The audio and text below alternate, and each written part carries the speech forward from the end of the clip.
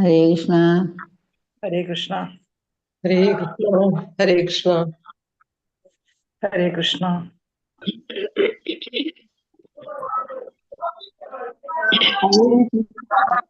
ഹരേ കൃഷ്ണ. ഹരേ കൃഷ്ണ. ഹരേ കൃഷ്ണ.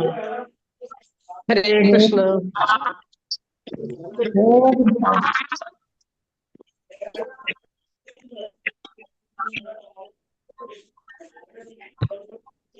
ഹരേ കൃഷ്ണ. ഹരേ കൃഷ്ണ. ഹരേ കൃഷ്ണ. കൃഷ്ണ കൃഷ്ണ ഹരേ ഹരേ.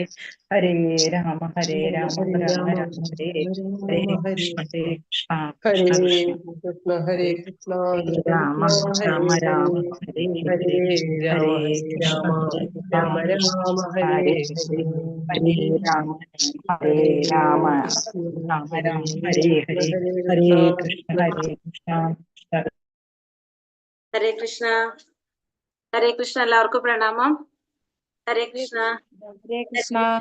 ഹരേ കൃഷ്ണ. ഹരേ കൃഷ്ണ. ഹരേ കൃഷ്ണ. ഓം നമോ ഭഗവതേ വാസുദേവായ. ഓം നമോ ഭഗവതേ വാസുദേവായ. ഓം നമോ ഭഗവതേ വാസുദേവായ. ഓം അജ്ഞാനതിമിരാന്ധസ്യ ജ്ഞാനാഞ്ജനാശലാകയ ചക്ഷുരുന്മീലിതം യേന തസ്മൈ ശ്രീ ഗുരവേ നമഃ. നമോ വിഷ്ണുപാദായ കൃഷ്ണപ്രേഷ്ഠായ ഭൂതലേ ശ്രീമതേ ഭക്തിവേദാന്ത സ്വാമിൻ ഇതി നാമിനേ. നമസ്തേ സാരസ്വതേ ദേവേ ഗൗരവാണി പ്രചാരിണേ നിർവിശേഷ ശൂന്യവാദി പാശ്ചാത്യദേശധാരിണേ. ജയ ശ്രീ കൃഷ്ണ ചൈതന്യ പ്രഭു നിത്യാനന്ദ ശ്രീ അദ്വൈത ഗദാധര ശ്രീവാസാദി ഗൗര ഭക്തവൃന്ദ. ഹരേ കൃഷ്ണ കൃഷ്ണ കൃഷ്ണ ഹരേ ഹരേ. ഹരേ രാമ രാമ രാമ ഹരേ ഹരേ. ഹരേ കൃഷ്ണ. ശ്രീ ശ്രീ രാധാഗോവിന്ദ് ടെമ്പിൾ ഇസ്കോൺ മാംഗ്ലൂരിന്റെ 18 ദിവസത്തെ ഭഗവത്ഗീത ക്ലാസ്സിലേക്ക് എല്ലാവർക്കും സ്വാഗതം. ഹരേ കൃഷ്ണ. എല്ലാവർക്കും പ്രണാമം. ഹരേ കൃഷ്ണ. ഹരേ കൃഷ്ണ. ഹരേ കൃഷ്ണ മാതാജി. എല്ലാവർക്കും പ്രണാമം. ഹരേ കൃഷ്ണ ഭക്തി. ഹരേ കൃഷ്ണ. ഇന്ന് നമ്മള് അധ്യായം 6 ഏതാണ്? ധ്യാനയോഗം. അധ്യായം ധ്യാനയോഗം. അതിനു മുന്നേ നമുക്ക് ഒന്ന് ജസ്റ്റ് പറഞ്ഞിട്ട് 6-ാമത്തേലേക്ക് കടക്കാം. ഹരേ കൃഷ്ണ. ഹരേ കൃഷ്ണ. മഴയൊക്കെ ഉണ്ടോ നാട്ടില്? നല്ല മഴയാന്ന് തോന്നുന്നു അല്ലെ? നെറ്റ് പ്രോബ്ലം പറയുന്നുണ്ട് കുറെ പേര്. നല്ല മഴയാണ്. നല്ല മഴയാണ്. നല്ല മഴയാ.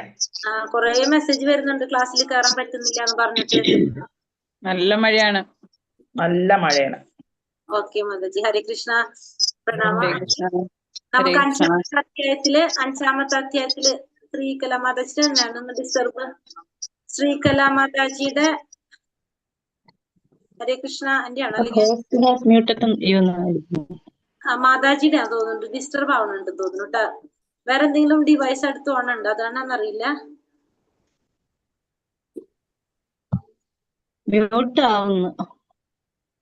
മാതാജിയുടെ മ്യൂട്ടാക്കി വെക്കുമ്പോ അൺമ്യൂട്ടായി പോകുന്നുണ്ട് തോന്നുന്നു.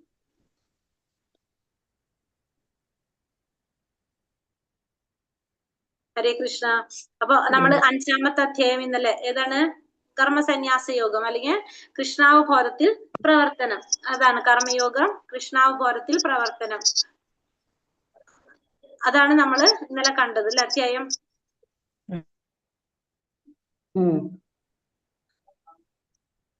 അപ്പൊ ആ അധ്യായത്തില് നമ്മൾ ഇന്നലെ എന്തൊക്കെയാ കണ്ടിട്ടുണ്ടായിരുന്നത്? 5-ാമത്തെ അധ്യായത്തില്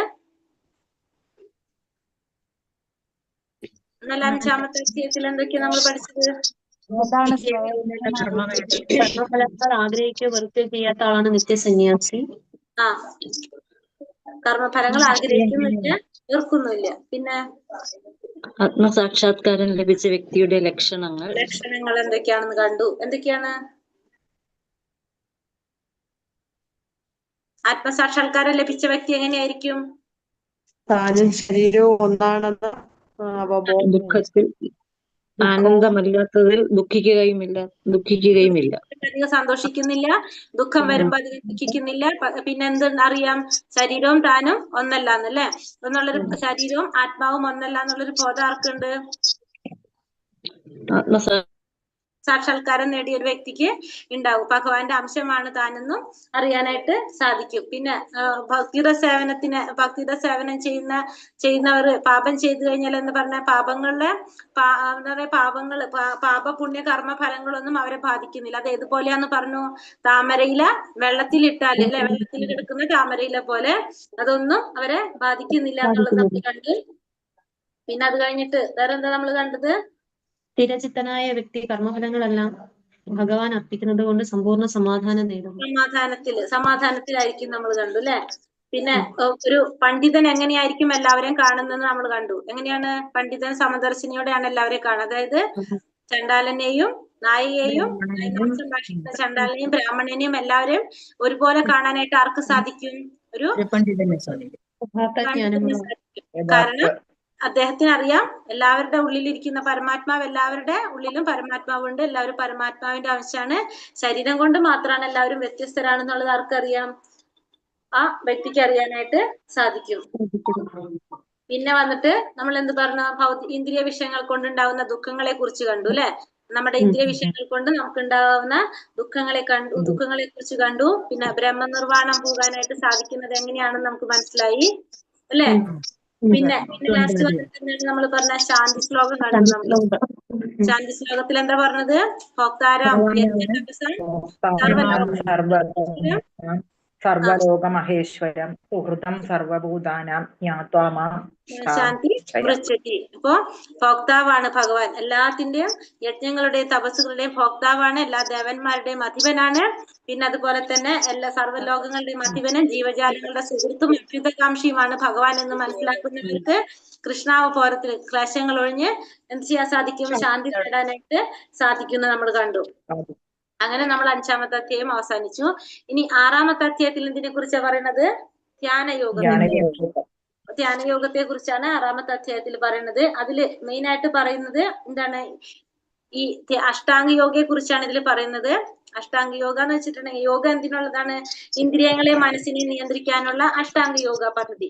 പക്ഷെ ഭഗവാൻ തന്നെ പറയുന്നുണ്ട് ഈ കലിയുഗത്തിൽ അത് പ്രാക്ടിക്കലി ചെയ്യാനായിട്ട് ബുദ്ധിമുട്ടാണ്. ഇത്തരത്തിലുള്ള യോഗകളും കാര്യങ്ങളൊക്കെ നമുക്ക് എന്താണ് ചെയ്യാനായിട്ട്? കൃഷ്ണാവബോധ പ്രവർത്തനങ്ങള്, കൃഷ്ണാവബോധത്തോടെ കർമ്മം ചെയ്യുന്നത് തന്നെയാണ് ഏറ്റവും ഉചിതമായിട്ടുള്ളത്. കലിയുഗത്തിൽ ഇതൊക്കെ നമുക്ക് ചെയ്യാനായിട്ട് ബുദ്ധിമുട്ടാണ്, പ്രയാസമേറിയതാണെന്ന് ഭഗവാൻ ഈ അധ്യായത്തില് പറയുന്നുണ്ട്. അപ്പൊ നമുക്ക് അധ്യായം 6 ധ്യാന യോഗത്തിലേക്ക് പോകാം. നോക്കാം നമുക്ക് അധ്യായം 6.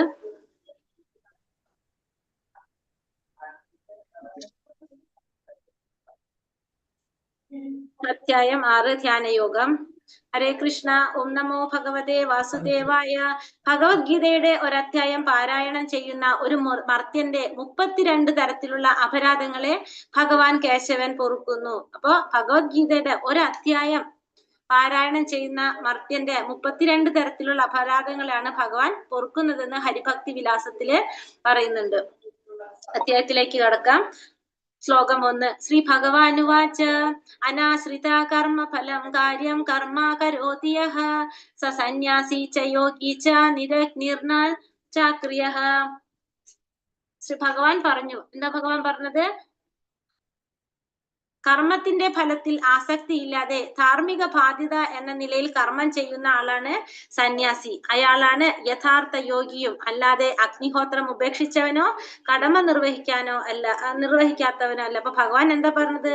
കർമ്മത്തിന്റെ ഫലത്തിൽ ആസക്തിയില്ലാതെ ധാർമ്മികമായ ഒരു ബാധ്യത എന്ന നിലയിൽ കർമ്മം ചെയ്യുന്ന ആളെയാണ് നമ്മൾ എന്ത് പറയുന്നത്?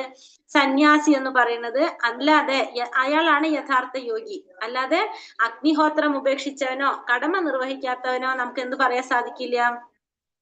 സന്യാസി എന്ന് പറയാനായിട്ട് സാധിക്കില്ല. അപ്പൊ കർമ്മത്തിന്റെ ഫലത്തിൽ ആസക്തി ഉണ്ടാവാൻ പാടില്ല. ആസക്തി ഇല്ലാതെ ഒരു ധാർമ്മികമായ ഒരു ബാധ്യതയാണ് എന്ന നിലയിൽ കർമ്മം ചെയ്യുന്ന ആള് നമ്മളെ ഉത്തരവാദിത്തമാണത്, നമ്മൾ ചെയ്യേണ്ടതാണ് എന്ന് വിചാരിച്ചുകൊണ്ട് കർമ്മം ചെയ്യുന്ന ഒരു വ്യക്തിയെ നമുക്ക് എന്തെന്ന് പറയാം? സന്യാസി എന്ന് പറയാനായിട്ട് സാധിക്കും. അയാളാണ് യഥാർത്ഥത്തില് ഈ യോഗി. അല്ലാതെ അഗ്നിഹോത്രം ഉപേക്ഷിച്ചവൻ അതല്ലെങ്കിൽ കടമ നിർവഹിക്കാത്തവൻ നമുക്ക് എന്ത് പറയാൻ സാധിക്കില്ല?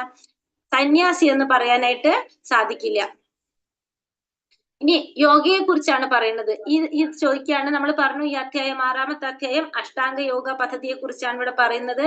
പക്ഷെ എന്ത് പറയുന്നുണ്ട്, സാധാരണ ജനങ്ങൾക്ക് വിശേഷിച്ച് കലിയുഗത്തില് പ്രയാസമേറിയ ഒരു പ്രക്രിയയാണിത്. അതുകൊണ്ട് ഈ അധ്യായത്തിൽ ഇത് പറയുന്നുണ്ടെങ്കിലും നമുക്ക് ഏറ്റവും ചെയ്യേണ്ടത് എന്താണ്, കൃഷ്ണാവബോധ പ്രവർത്തനങ്ങൾ. കൃഷ്ണാവബോധമാണ് നമ്മൾ പ്രാക്ടീസ് ചെയ്യേണ്ടത്. ഇത് നമുക്ക് ഈ അധ്യായത്തിൽ പറയുന്നു എന്ന് മാത്രമേ ഉള്ളൂ.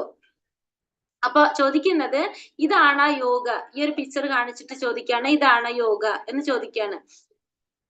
പിന്നെ ഇത് തന്നെയാണ്. ഇപ്പൊ നോക്കി, ഇവിടെ തല മണ്ണിൽ കുഴിച്ചിട്ടിട്ട് അല്ലെ, നമ്മളെ ശരീരത്തിനെ ഉപദ്രവിക്കുന്ന രീതിയിൽ അല്ലെങ്കിൽ എന്താണ് ബുദ്ധിമുട്ടുണ്ടാക്കാവുന്ന രീതികളില് ഈ ചെയ്യുന്നതിനൊക്കെ നമുക്ക് യോഗ എന്ന് പറയാൻ സാധിക്കുമോ എന്നാണ് കുറെ പിക്ചറുകൾ കാണിച്ചിട്ട് ഇവിടെ ചോദിക്കുന്നത്. ഇപ്പൊ യോഗ എന്ന് പറഞ്ഞാൽ എന്താണ്? ഇപ്പൊ നമ്മൾ ഈ കണ്ട പിക്ചറുകളൊക്കെ എങ്ങനെയാണ്, നമ്മുടെ ശരീരത്തിനെ ഉപദ്രവിക്കുകയാണ് നമ്മൾ, അതല്ലെങ്കിൽ നമ്മുടെ ശരീരത്തിനെ ദ്രോഹിക്കാനാണ് നമ്മളെ കണ്ടത്. തല മണ്ണിൽ കുഴിച്ചിടുക, ഓരോ രീതിയിൽ ഇങ്ങനെ നിൽക്കുക, അതൊക്കെ നമ്മുടെ ശരീരത്തിന് കൊടുക്കുന്ന ഉപദ്രവങ്ങളാണ് നമ്മള്. പക്ഷെ ശരിക്കും യോഗ എന്ന് പറഞ്ഞാൽ എന്താണ്? ദൈവവുമായി ബന്ധിപ്പിക്കുക. അതിനെയാണ് നമ്മൾ എന്ത് പറയുന്നത്, യോഗ എന്ന് പറയുന്നത്. ദൈവവുമായി ബന്ധിപ്പിക്കുക, അതായത് കണക്ട് ടു ഗോഡ്, ദൈവവുമായിട്ട് ബന്ധിപ്പിക്കുന്നതിനെയാണ് നമ്മൾ യോഗ എന്ന് പറയുന്നത്. ഉദാഹരണം നമുക്ക് പറയാം, കർമ്മയോഗം, ജ്ഞാനയോഗം, അഷ്ടാംഗ യോഗം, ഭക്തിയോഗം. ഇതൊക്കെ യോഗകളാണ്. കർമ്മം ഭഗവാനുമായിട്ട് കണക്ട് ചെയ്യുക, ജ്ഞാനം ഭഗവാനുമായിട്ട് കണക്ട് ചെയ്യുക, അഷ്ടാംഗ യോഗം ഇപ്പൊ നമ്മൾ ഈ പഠിക്കാൻ പോകുന്നത്, ഭക്തി യോഗയുമായിട്ട്. എല്ലാതും എന്താണ്, യോഗകളാണ്. ഇതിൽ ഏറ്റവും ശ്രേഷ്ഠമായത് ഏതാണ്?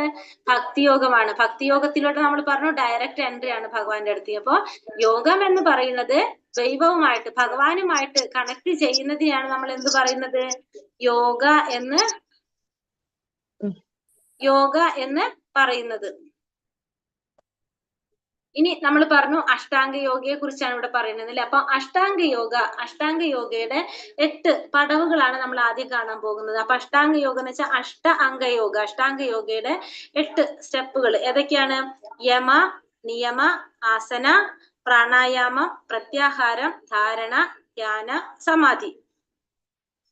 അപ്പൊ അഷ്ടാംഗ യോഗയുടെ 8 സ്റ്റെപ്പുകളെ കുറിച്ചാണ് പറയുന്നത്. ഫസ്റ്റ് വന്നിട്ട് യമ, രണ്ടാമത്തെ ആസന, പ്രാണായാമം, പ്രത്യാഹാരം, ധാരണ, ധ്യാന, സമാധി. അതാണ് 8 സ്റ്റെപ്പുകൾ. യമ, നിയമ, ആസന, പ്രാണായാമം, പ്രത്യാഹാരം, ധാരണ, ധ്യാന, സമാധി.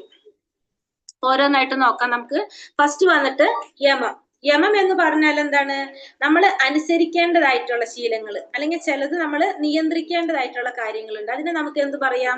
യമം എന്ന് പറയാനായിട്ട് സാധിക്കും. അപ്പൊ യമം എന്ന് പറഞ്ഞാല് നമ്മൾ അനുസരിക്കേണ്ടത്, അല്ലെങ്കിൽ നമ്മൾ പരിശീലിക്കേണ്ടത്, ശീലിക്കേണ്ടതായിട്ടുള്ളത്, നമ്മൾ നിയന്ത്രിക്കേണ്ടതായിട്ടുള്ളത്, അങ്ങനത്തെ കാര്യങ്ങളാണ് നമ്മൾ എന്ത് പറയുന്നത്? യമം എന്ന് പറയുന്നത്. അപ്പൊ യമം എന്ന് പറഞ്ഞാൽ എന്താണ്? നമ്മൾ അനുസരിക്കേണ്ടതായിട്ടുള്ള അല്ലെങ്കിൽ നിയന്ത്രിക്കേണ്ടതായിട്ടുള്ള ചില കാര്യങ്ങൾ നമുക്ക് എന്ത് പറയാം?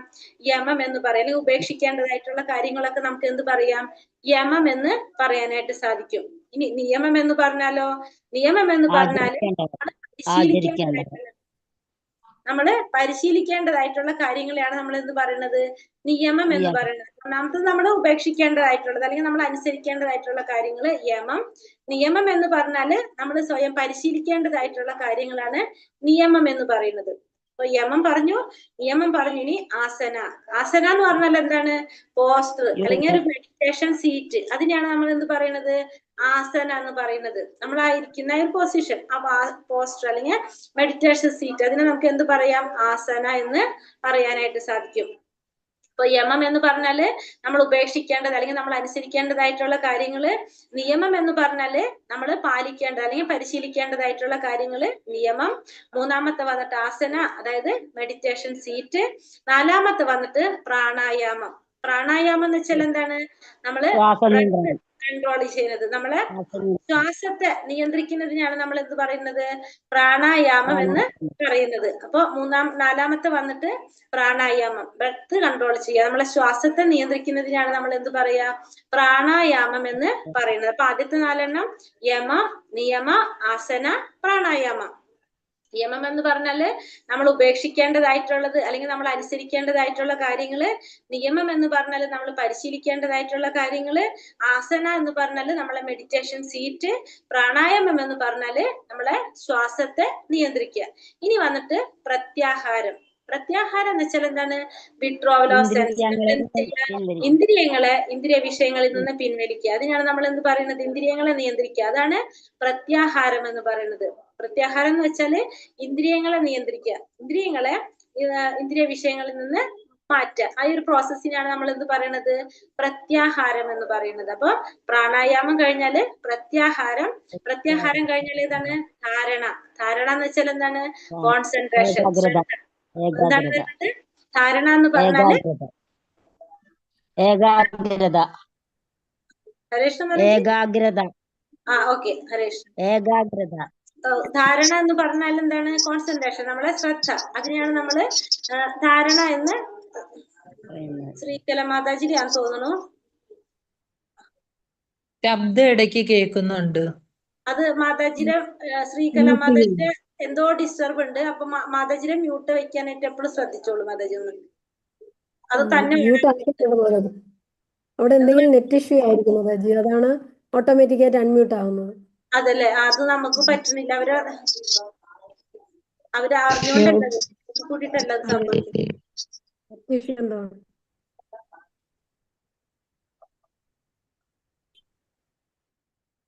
ഹരേ കൃഷ്ണ. അപ്പൊ ധാരണ വന്നിട്ട് എന്താണ് നമ്മൾ പറഞ്ഞു? കോൺസെൻട്രേഷൻ അല്ലെ, നമ്മൾ ആ ഒരു ശ്രദ്ധ. ആ ശ്രദ്ധ കഴിഞ്ഞിട്ട് നമുക്ക് കോൺസെൻട്രേഷൻ കഴിഞ്ഞ അടുത്തേക്ക് നമ്മൾ എന്ത് തന്നെ? ഏകാഗ്രത അല്ലെ, കോൺസെൻട്രേഷൻ. ധാരണ കഴിഞ്ഞാല് അടുത്തത് വന്നിട്ട് എന്താണ്? ധ്യാനം. ധാരണ കഴിഞ്ഞ അടുത്ത സ്റ്റെപ്പ് വേണ്ടത് ധ്യാനിക്കുന്നത്. നമുക്ക് ആ കോൺസെൻട്രേഷൻ കിട്ടി കഴിഞ്ഞാൽ നമ്മൾ അടുത്ത സ്റ്റെപ്പ് എവിടേക്ക് കിടക്കാണ്? ധ്യാനത്തിലേക്ക് കിടക്കാണ്. ധ്യാനത്തിലേക്ക് കടക്കുമ്പോൾ നമുക്ക് ഇഷ്ടമുള്ള ഒരു രൂപത്തെ, നമുക്ക് ഇഷ്ടമുള്ള ഒരു ഭഗവാന്റെ രൂപത്തെ നമ്മൾ ധ്യാനിക്കുകയാണ്. അതാണ് ധ്യാനത്തിൽ വരുന്നത്. ധ്യാനം കഴിഞ്ഞാൽ ലാസ്റ്റ് വന്നിട്ട് എന്താണ്? സമാധി. സമാധി എന്ന് പറഞ്ഞു കഴിഞ്ഞാൽ നമ്മൾ ഏതൊരവസ്ഥയിലേക്ക് എത്തിയിട്ടുണ്ടാവും? നമ്മൾ കണ്ണടച്ചാലും തുറന്നാലും നമ്മൾ എന്താണ്? നമ്മൾ ആ ഒരു ഭഗവാനെ കാണുന്ന ഒരു അവസ്ഥയിൽ എത്തിയിട്ടുണ്ടാവും. നമ്മൾ അതീന്ദ്രിയമായ ഒരു ആനന്ദം അനുഭവിക്കുന്ന ഒരു അവസ്ഥയിൽ എത്തിയിട്ടുണ്ടാവും. നമ്മള് ആ ഒരു അതീന്ദ്രിയമായ ഒരു സുഖം നമുക്ക് അനുഭവപ്പെടും. അതാണ് നമ്മൾ പറയുന്നത് എന്താണ്? ലാസ്റ്റ് സ്റ്റെപ്പ് വന്നിട്ട് സമാധി വരുന്നത്. അപ്പൊ അഷ്ടാംഗ യോഗയുടെ 8 സ്റ്റെപ്പുകൾ അല്ലെങ്കിൽ 8 പടവുകൾ പറയുന്നത് യമ, നിയമ, ആസന, പ്രാണായാമം, പ്രത്യാഹാരം, ധ്യാന, സമാധി.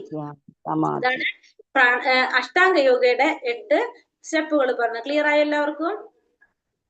അപ്പൊ ഇനി അടുത്തത് വന്നിട്ട് ഇനി എന്തിനെ കുറിച്ചാണ് പറയണത്? ഇനി മനസ്സിനെ കുറിച്ച്. മാതാജി ആ 7ഉം 8ഉം ഒന്ന് പറയോ? ധാരണ, കോൺസെൻട്രേഷൻ, ധ്യാനം, എന്താ പറഞ്ഞ? ഇഷ്ടമുള്ള ഭഗവാന്റെ രൂപത്തെ നമ്മള് ധ്യാനിക്കുക. ധ്യാനം എന്ന് വെച്ചാൽ ധ്യാനിക്കുക മാതാജി. ധ്യാനം എന്ന് വെച്ചിട്ടുണ്ടെങ്കിൽ നമ്മൾ ധ്യാനിക്കുന്നത്.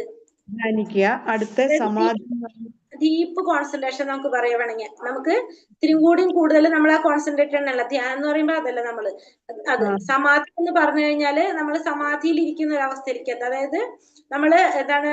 നമുക്കൊന്നും അറിയാൻ സാധിക്കില്ല. നമ്മൾ ചുറ്റും നടക്കുന്നത് ഒന്നും നമുക്ക് അറിയില്ല. നമ്മൾ കണ്ണടച്ചാലും കണ്ണ് തുറന്നാലും നമുക്ക് എന്താ കാണാൻ സാധിക്കുന്നത്? നമ്മളാ ഒരു ഭഗവാനെ മാത്രം കാണാൻ സാധിക്കുന്ന ഒരവസ്ഥ. അതാണ് നമ്മൾ എന്ത് പറയുന്നത്? സമാധി എന്ന് പറയുന്നത്.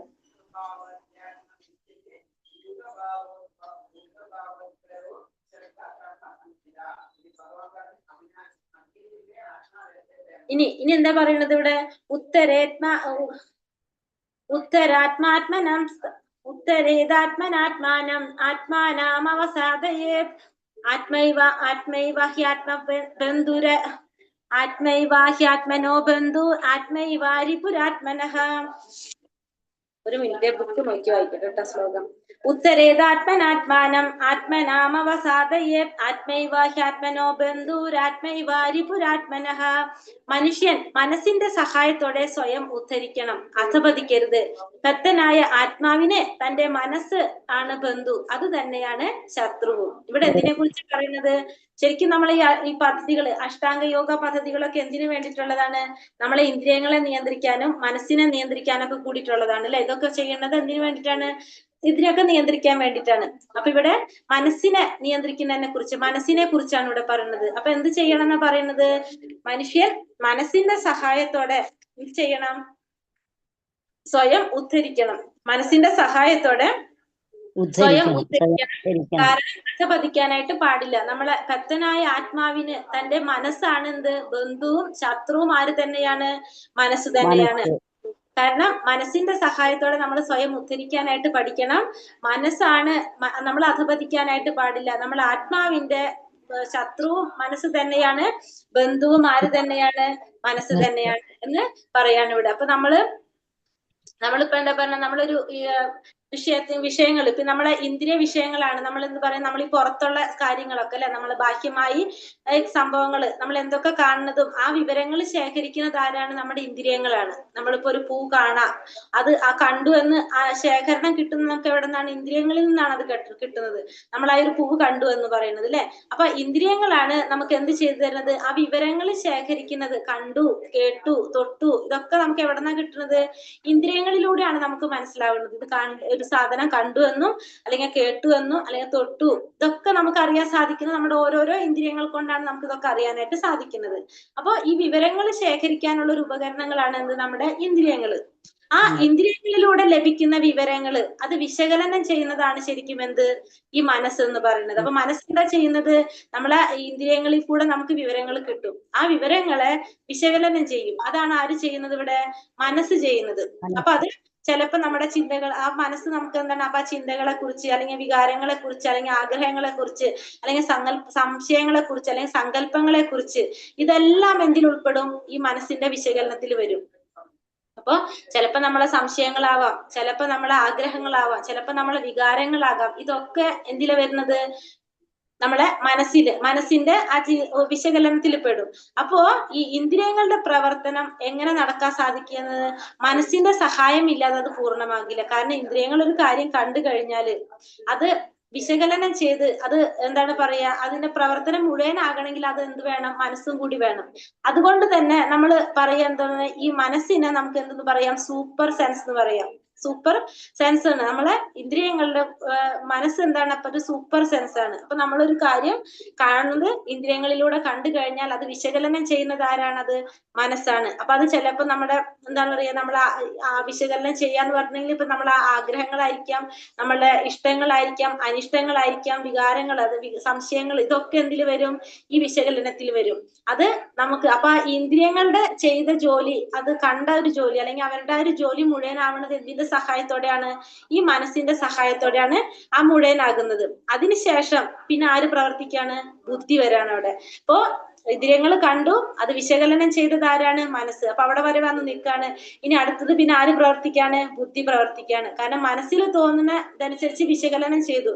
ചിലപ്പോ ഇഷ്ടം ഉണ്ടാവും, ചിലപ്പോ അനിഷ്ടമായിരിക്കും, ചിലപ്പോ നമുക്ക് ആഗ്രഹം ഉണ്ടാവും, ചിലപ്പോ ആഗ്രഹം ഉണ്ടാവില്ല, അങ്ങനെ നിൽക്കാണ്.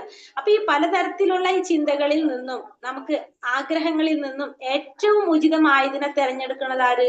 ബുദ്ധി. അപ്പൊ നമ്മളെ മനസ്സിൽ പലതരത്തിലുള്ള ചിന്തകൾ വന്നിട്ടുണ്ടാവും, അല്ലെങ്കിൽ പലതരത്തിലുള്ള ആഗ്രഹങ്ങൾ വന്നിട്ടുണ്ടാവും. അപ്പൊ ഇതില് ഏറ്റവും ശരിയായിട്ടുള്ളത് അത് തെരഞ്ഞെടുക്കുന്നത് ആരാണ്? അതാണ് ബുദ്ധി ചെയ്യുന്നത് ഇവിടെ. അപ്പൊ ഒരു തീരുമാനത്തിൽ എത്തുന്നത് ആരാണ്? ബുദ്ധിയാണ് അത് ചെയ്യുന്നത്. അപ്പൊ ബാഹ്യ ലോകത്ത് നിന്ന്, നമ്മൾ ഈ ലോകത്ത് നിന്ന് നമുക്ക് കാര്യങ്ങൾ ശേഖരിച്ചു തരുന്നതാണ് ഇന്ദ്രിയങ്ങൾ ചെയ്യുന്നത്. ആ ഇന്ദ്രിയങ്ങൾ ചെയ്യുന്നത് കണ്ടതിനനുസരിച്ച്, ആ ഇന്ദ്രിയങ്ങളിൽ നിന്ന് ശേഖരിച്ച് വിവരങ്ങൾ അനുസരിച്ച് അത് ചിട്ടപ്പെടുത്താണ് ആര് ചെയ്യുന്നത്? മനസ്സ് ചെയ്യുന്നത്. അതിനെ വിലയിരുത്തിയിട്ട് തീരുമാനങ്ങൾ എടുക്കാണ് ആര് ചെയ്യുന്നത്? ബുദ്ധി ചെയ്യുന്നത്. അപ്പൊ അതിന്റെ ഇടയിൽ ശരിക്കും ഏറ്റവും വലിയ റോള് വരുന്നത് അപ്പൊ ആരുടെയാണ് ശരിക്കും അവിടെ? മനസ്സിന്റെ. കാരണം മനസ്സാണ് ഇതിനെന്ത് ചെയ്യുന്നത്? സൂപ്പർ സെൻസ് നമുക്ക് അതിനെ പറയാൻ പറ്റും. കാരണം ആ ഇന്ദ്രിയങ്ങൾ കണ്ടതനുസരിച്ച് അതിനെ എന്ത് ചെയ്യാണത്? ചിട്ടപ്പെടുത്തുന്നത് മനസ്സാണ്. അതിന്റെ ബേസിലാണ് ബുദ്ധി അതിനെ വിലയിരുത്തിയിട്ട് തീരുമാനങ്ങൾ എടുക്കുന്നത്. അപ്പൊ മനസ്സാണ് ശരിക്കും എന്ത് പറയുന്നത് ഇവിടെ? ഏറ്റവും കൂടുതൽ റോളുള്ളത് മനസ്സിനാണ് വരുന്നത്. പിന്നെ മനസ്സിന്റെ അടിസ്ഥാനത്തിലാണ് ബുദ്ധി അത് വിശകലനം ചെയ്തിട്ട് അതിൽ ഏറ്റവും സ്യൂട്ടബിൾ ആയിട്ടുള്ളതിന് തെരഞ്ഞെടുക്കുന്നത്. അപ്പോ അതുകൊണ്ട് നമ്മൾ എന്ത് ചെയ്യണം? മനസ്സിനെ നമ്മള് മനസ്സിന്റെ സഹായത്തോടെ ഉദ്ധരിക്കണം. അപ്പൊ ഈ മനസ്സിന്റെ സഹായത്തോടെയാണ് നമുക്ക് ഉദ്ധരിക്കുക. അധപതിക്കാനായിട്ട് പാടില്ല. കാരണം ബദ്ധനായ ആത്മാവിന്റെ മനസ്സ് നമുക്ക് എന്താക്കാൻ സാധിക്കും? ബന്ധുവുമാക്കാൻ സാധിക്കും, ശത്രുവുമാക്കാനായിട്ട് സാധിക്കും നമുക്ക് മനസ്സിനെ. മനസ്സ് തന്നെയാണ് നമ്മുടെ ഉറ്റ സുഹൃത്തും ഉറ്റ ശത്രുവും. ആര് തന്നെയാണ്? മനസ്സ് തന്നെയാണ്. ബന്ധുരാത്മാത്മനസ്തസ്യ യേനാത്മൈവാത്മനാജിതഃ അനാത്മനസ്തു ശത്രുത്തെ വർത്തേദാത്മൈവ ശത്രുവത്.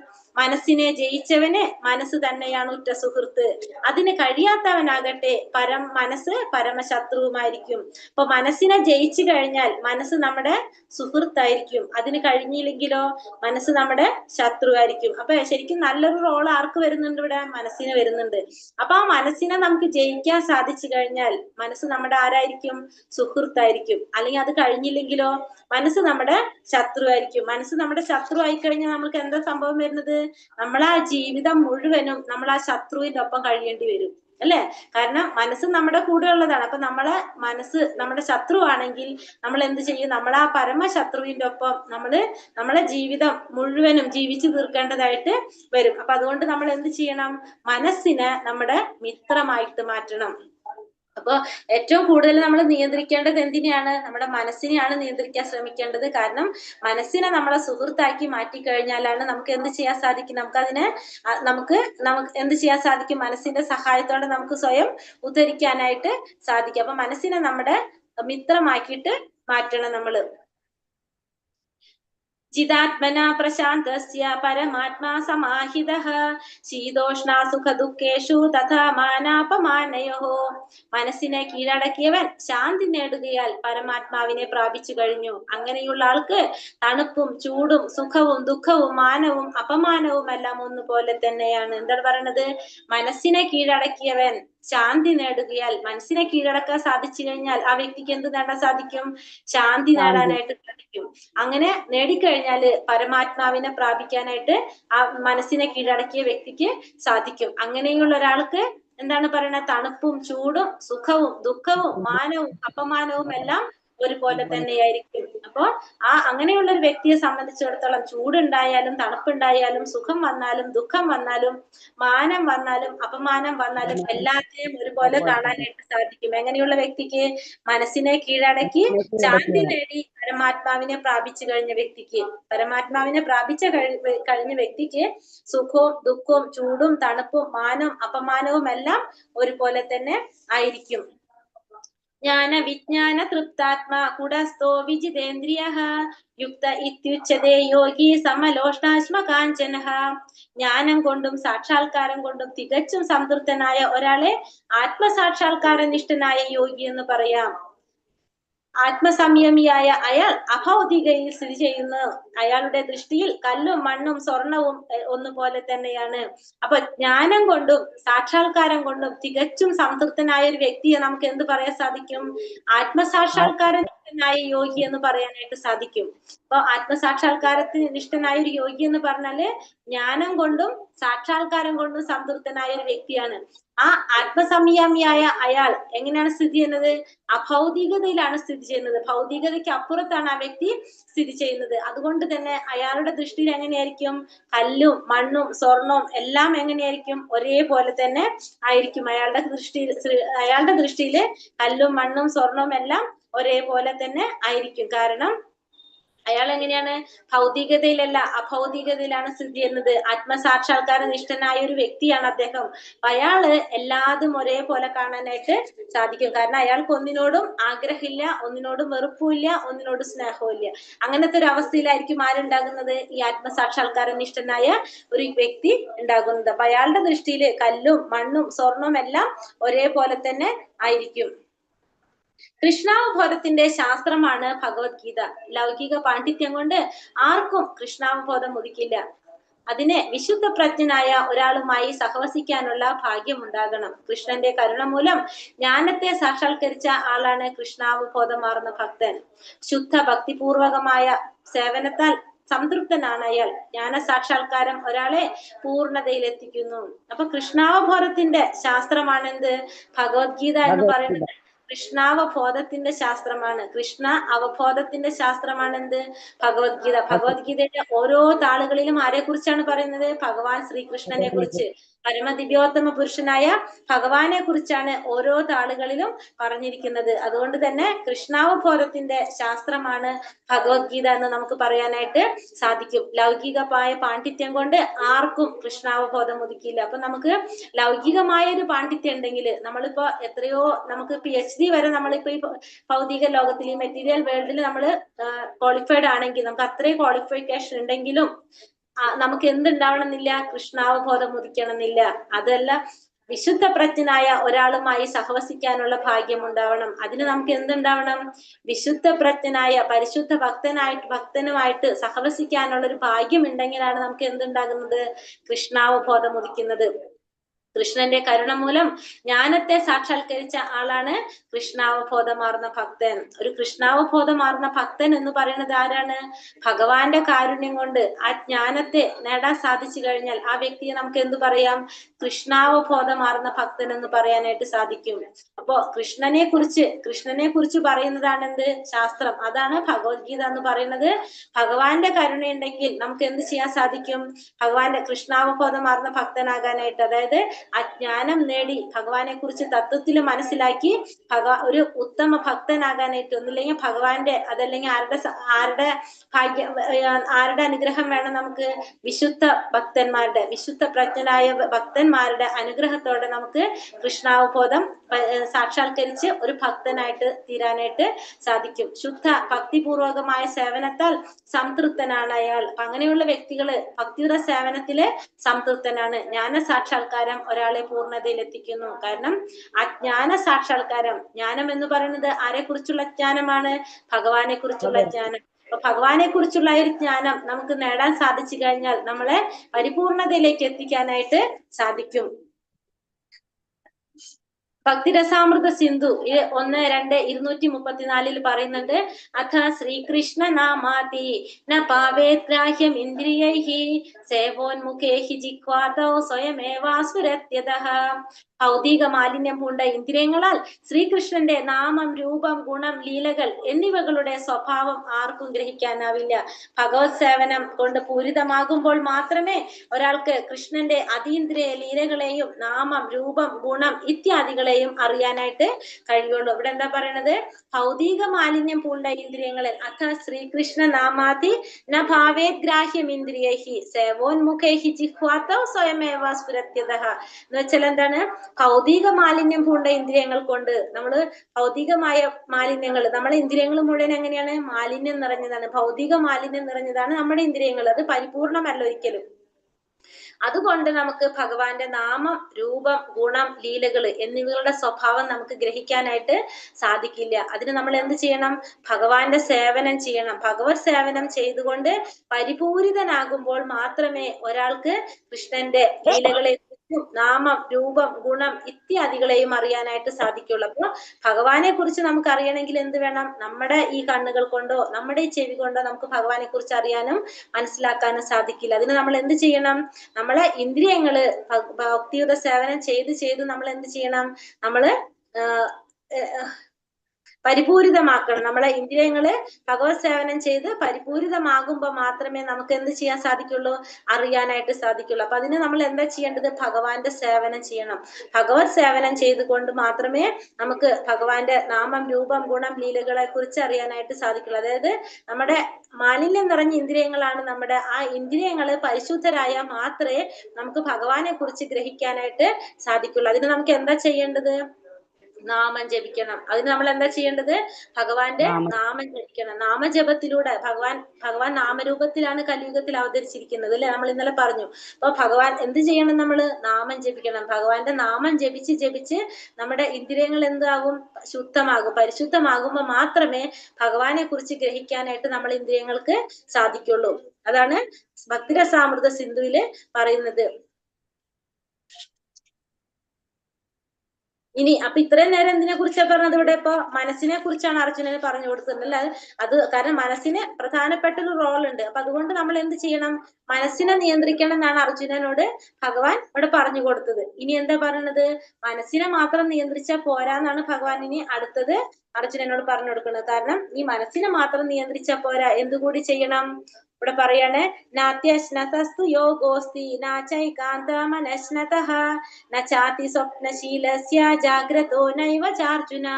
അർജുന, വളരെ കുറച്ച് മാത്രം ഭക്ഷിക്കുന്നവർക്കും ഏറെ ഭക്ഷിക്കുന്നവർക്കും ഉറക്കമില്ലാത്തവർക്കും വേണ്ടതിലേറെ ഉറങ്ങുന്നവർക്കും യോഗിയാവാൻ കഴിയില്ല. ഇനി എന്താ പറയുന്നത്? മനസ്സിനെ മാത്രം നിയന്ത്രിച്ചാൽ പോരാ, വേറെ എന്തുകൂടി ചെയ്യണം? വളരെ കുറച്ച് ഭക്ഷിക്കുന്നവര്, ഏറെ ഭക്ഷിക്കുന്നവർ, ഉറക്കമില്ലാത്തവര്, വേണ്ടതിലേറെ ഉറങ്ങുന്നവര്. രണ്ടു തരത്തിൽ പറഞ്ഞല്ലോ. ഒന്ന് ഭക്ഷണം, കുറെ ഭക്ഷിക്കുന്നവരും കുറച്ച് ഭക്ഷിക്കുന്നവരും, കുറെ ഉറങ്ങുന്നവരും കുറച്ചുറങ്ങുന്നവരും. അവർക്കും എന്ത് ചാവാൻ സാധിക്കില്ല? ഒരു യോഗിയാവാനായിട്ട് സാധിക്കുക. അതായത് മിതമായ രീതിയിൽ നമുക്ക് ആവശ്യം, ആ ശരീരം നിലനിർത്താൻ വേണ്ട രീതിയിലായിരിക്കണം നമ്മൾ എന്ത് ചെയ്യേണ്ടത്? ഭക്ഷണം കഴിക്കേണ്ടത്. ഉറക്കം നമുക്ക് എത്രയാണോ ഉറങ്ങേണ്ടത് അത്രയും നമ്മൾ ഉറങ്ങാൻ പാടുള്ളൂ. അല്ലാതെ കുറെ നമ്മൾ ഭക്ഷിക്കുക, അതല്ലെങ്കിൽ കുറച്ച് ഭക്ഷിക്കുക, അല്ലെങ്കിൽ ഉറക്കം കുറെ നമ്മൾ ഉറങ്ങുക, അല്ലെങ്കിൽ ഉറങ്ങാതിരിക്കുക, അങ്ങനെയുള്ളവർക്ക് ആർക്കും എന്ത് ചെയ്യാൻ സാധിക്കില്ല? നമുക്ക് യോഗിയാവാനായിട്ട് സാധിക്കില്ല. അപ്പൊ അതുകൊണ്ട് തന്നെ അതൊക്കെ എന്തിൽ പോകുകയാണ്? തമോ ഗുണത്തിൽ പോകും. തമോ ഗുണമാണ് അവരൊക്കെ സ്വാധീനിക്കുന്നത്. അതുകൊണ്ട് തന്നെ നമ്മൾ എന്ത് ചെയ്യണം? ഇതിനൊക്കെ നിയന്ത്രിക്കുന്ന ഒരു വ്യക്തിക്ക് മാത്രമേ യോഗിയാവാൻ സാധിക്കുള്ളൂ. അപ്പൊ മനസ്സിനെ മാത്രം നിയന്ത്രിച്ചാൽ പോരാ, എന്തുകൂടി വേണം? ഇത്തരം കാര്യങ്ങൾ കൂടി നിയന്ത്രിക്കണം. എങ്കിൽ മാത്രമേ അവർക്ക് യോഗിയാവാനായിട്ട് സാധിക്കുള്ളൂ. പിന്നെന്താ പറയുന്നത്? യുക്താഹാര വിഹാരസ്യ യുക്ത ചേഷ്ടസ്യ കർമ്മസു യുക്ത സ്വപ്നാവബോധസ്യ യോഗോ ഭവതി ദുഃഖഃ. ആഹാരം, നിദ്ര, വിഹാരം, പ്രവൃത്തി എന്നിവയിൽ നിയന്ത്രണം പാലിക്കുന്നവന് യോഗ പരിശീലനം കൊണ്ട് സർവ്വ ദുഃഖങ്ങളും അകറ്റാനായിട്ട് സാധിക്കും. ഇനി അടുത്തത് പറയുന്നത് എന്താണ്? ആഹാരം, നിദ്ര, വിഹാരം, പ്രവൃത്തി. അപ്പൊ ആഹാരം, നിദ്ര, വിഹാരം, പ്രവൃത്തി, ഈ 4 കാര്യങ്ങളും കൂടി നിയന്ത്രിക്കാൻ സാധിക്കുന്നവന്, അതും കൂടി നിയന്ത്രിക്കാൻ സാധിക്കുന്നവന് യോഗ പരിശീലനം കൊണ്ട് എന്ത് ചെയ്യാൻ സാധിക്കാണ്? സർവ്വ ദുഃഖങ്ങളും അകറ്റാനായിട്ട് സാധിക്കും.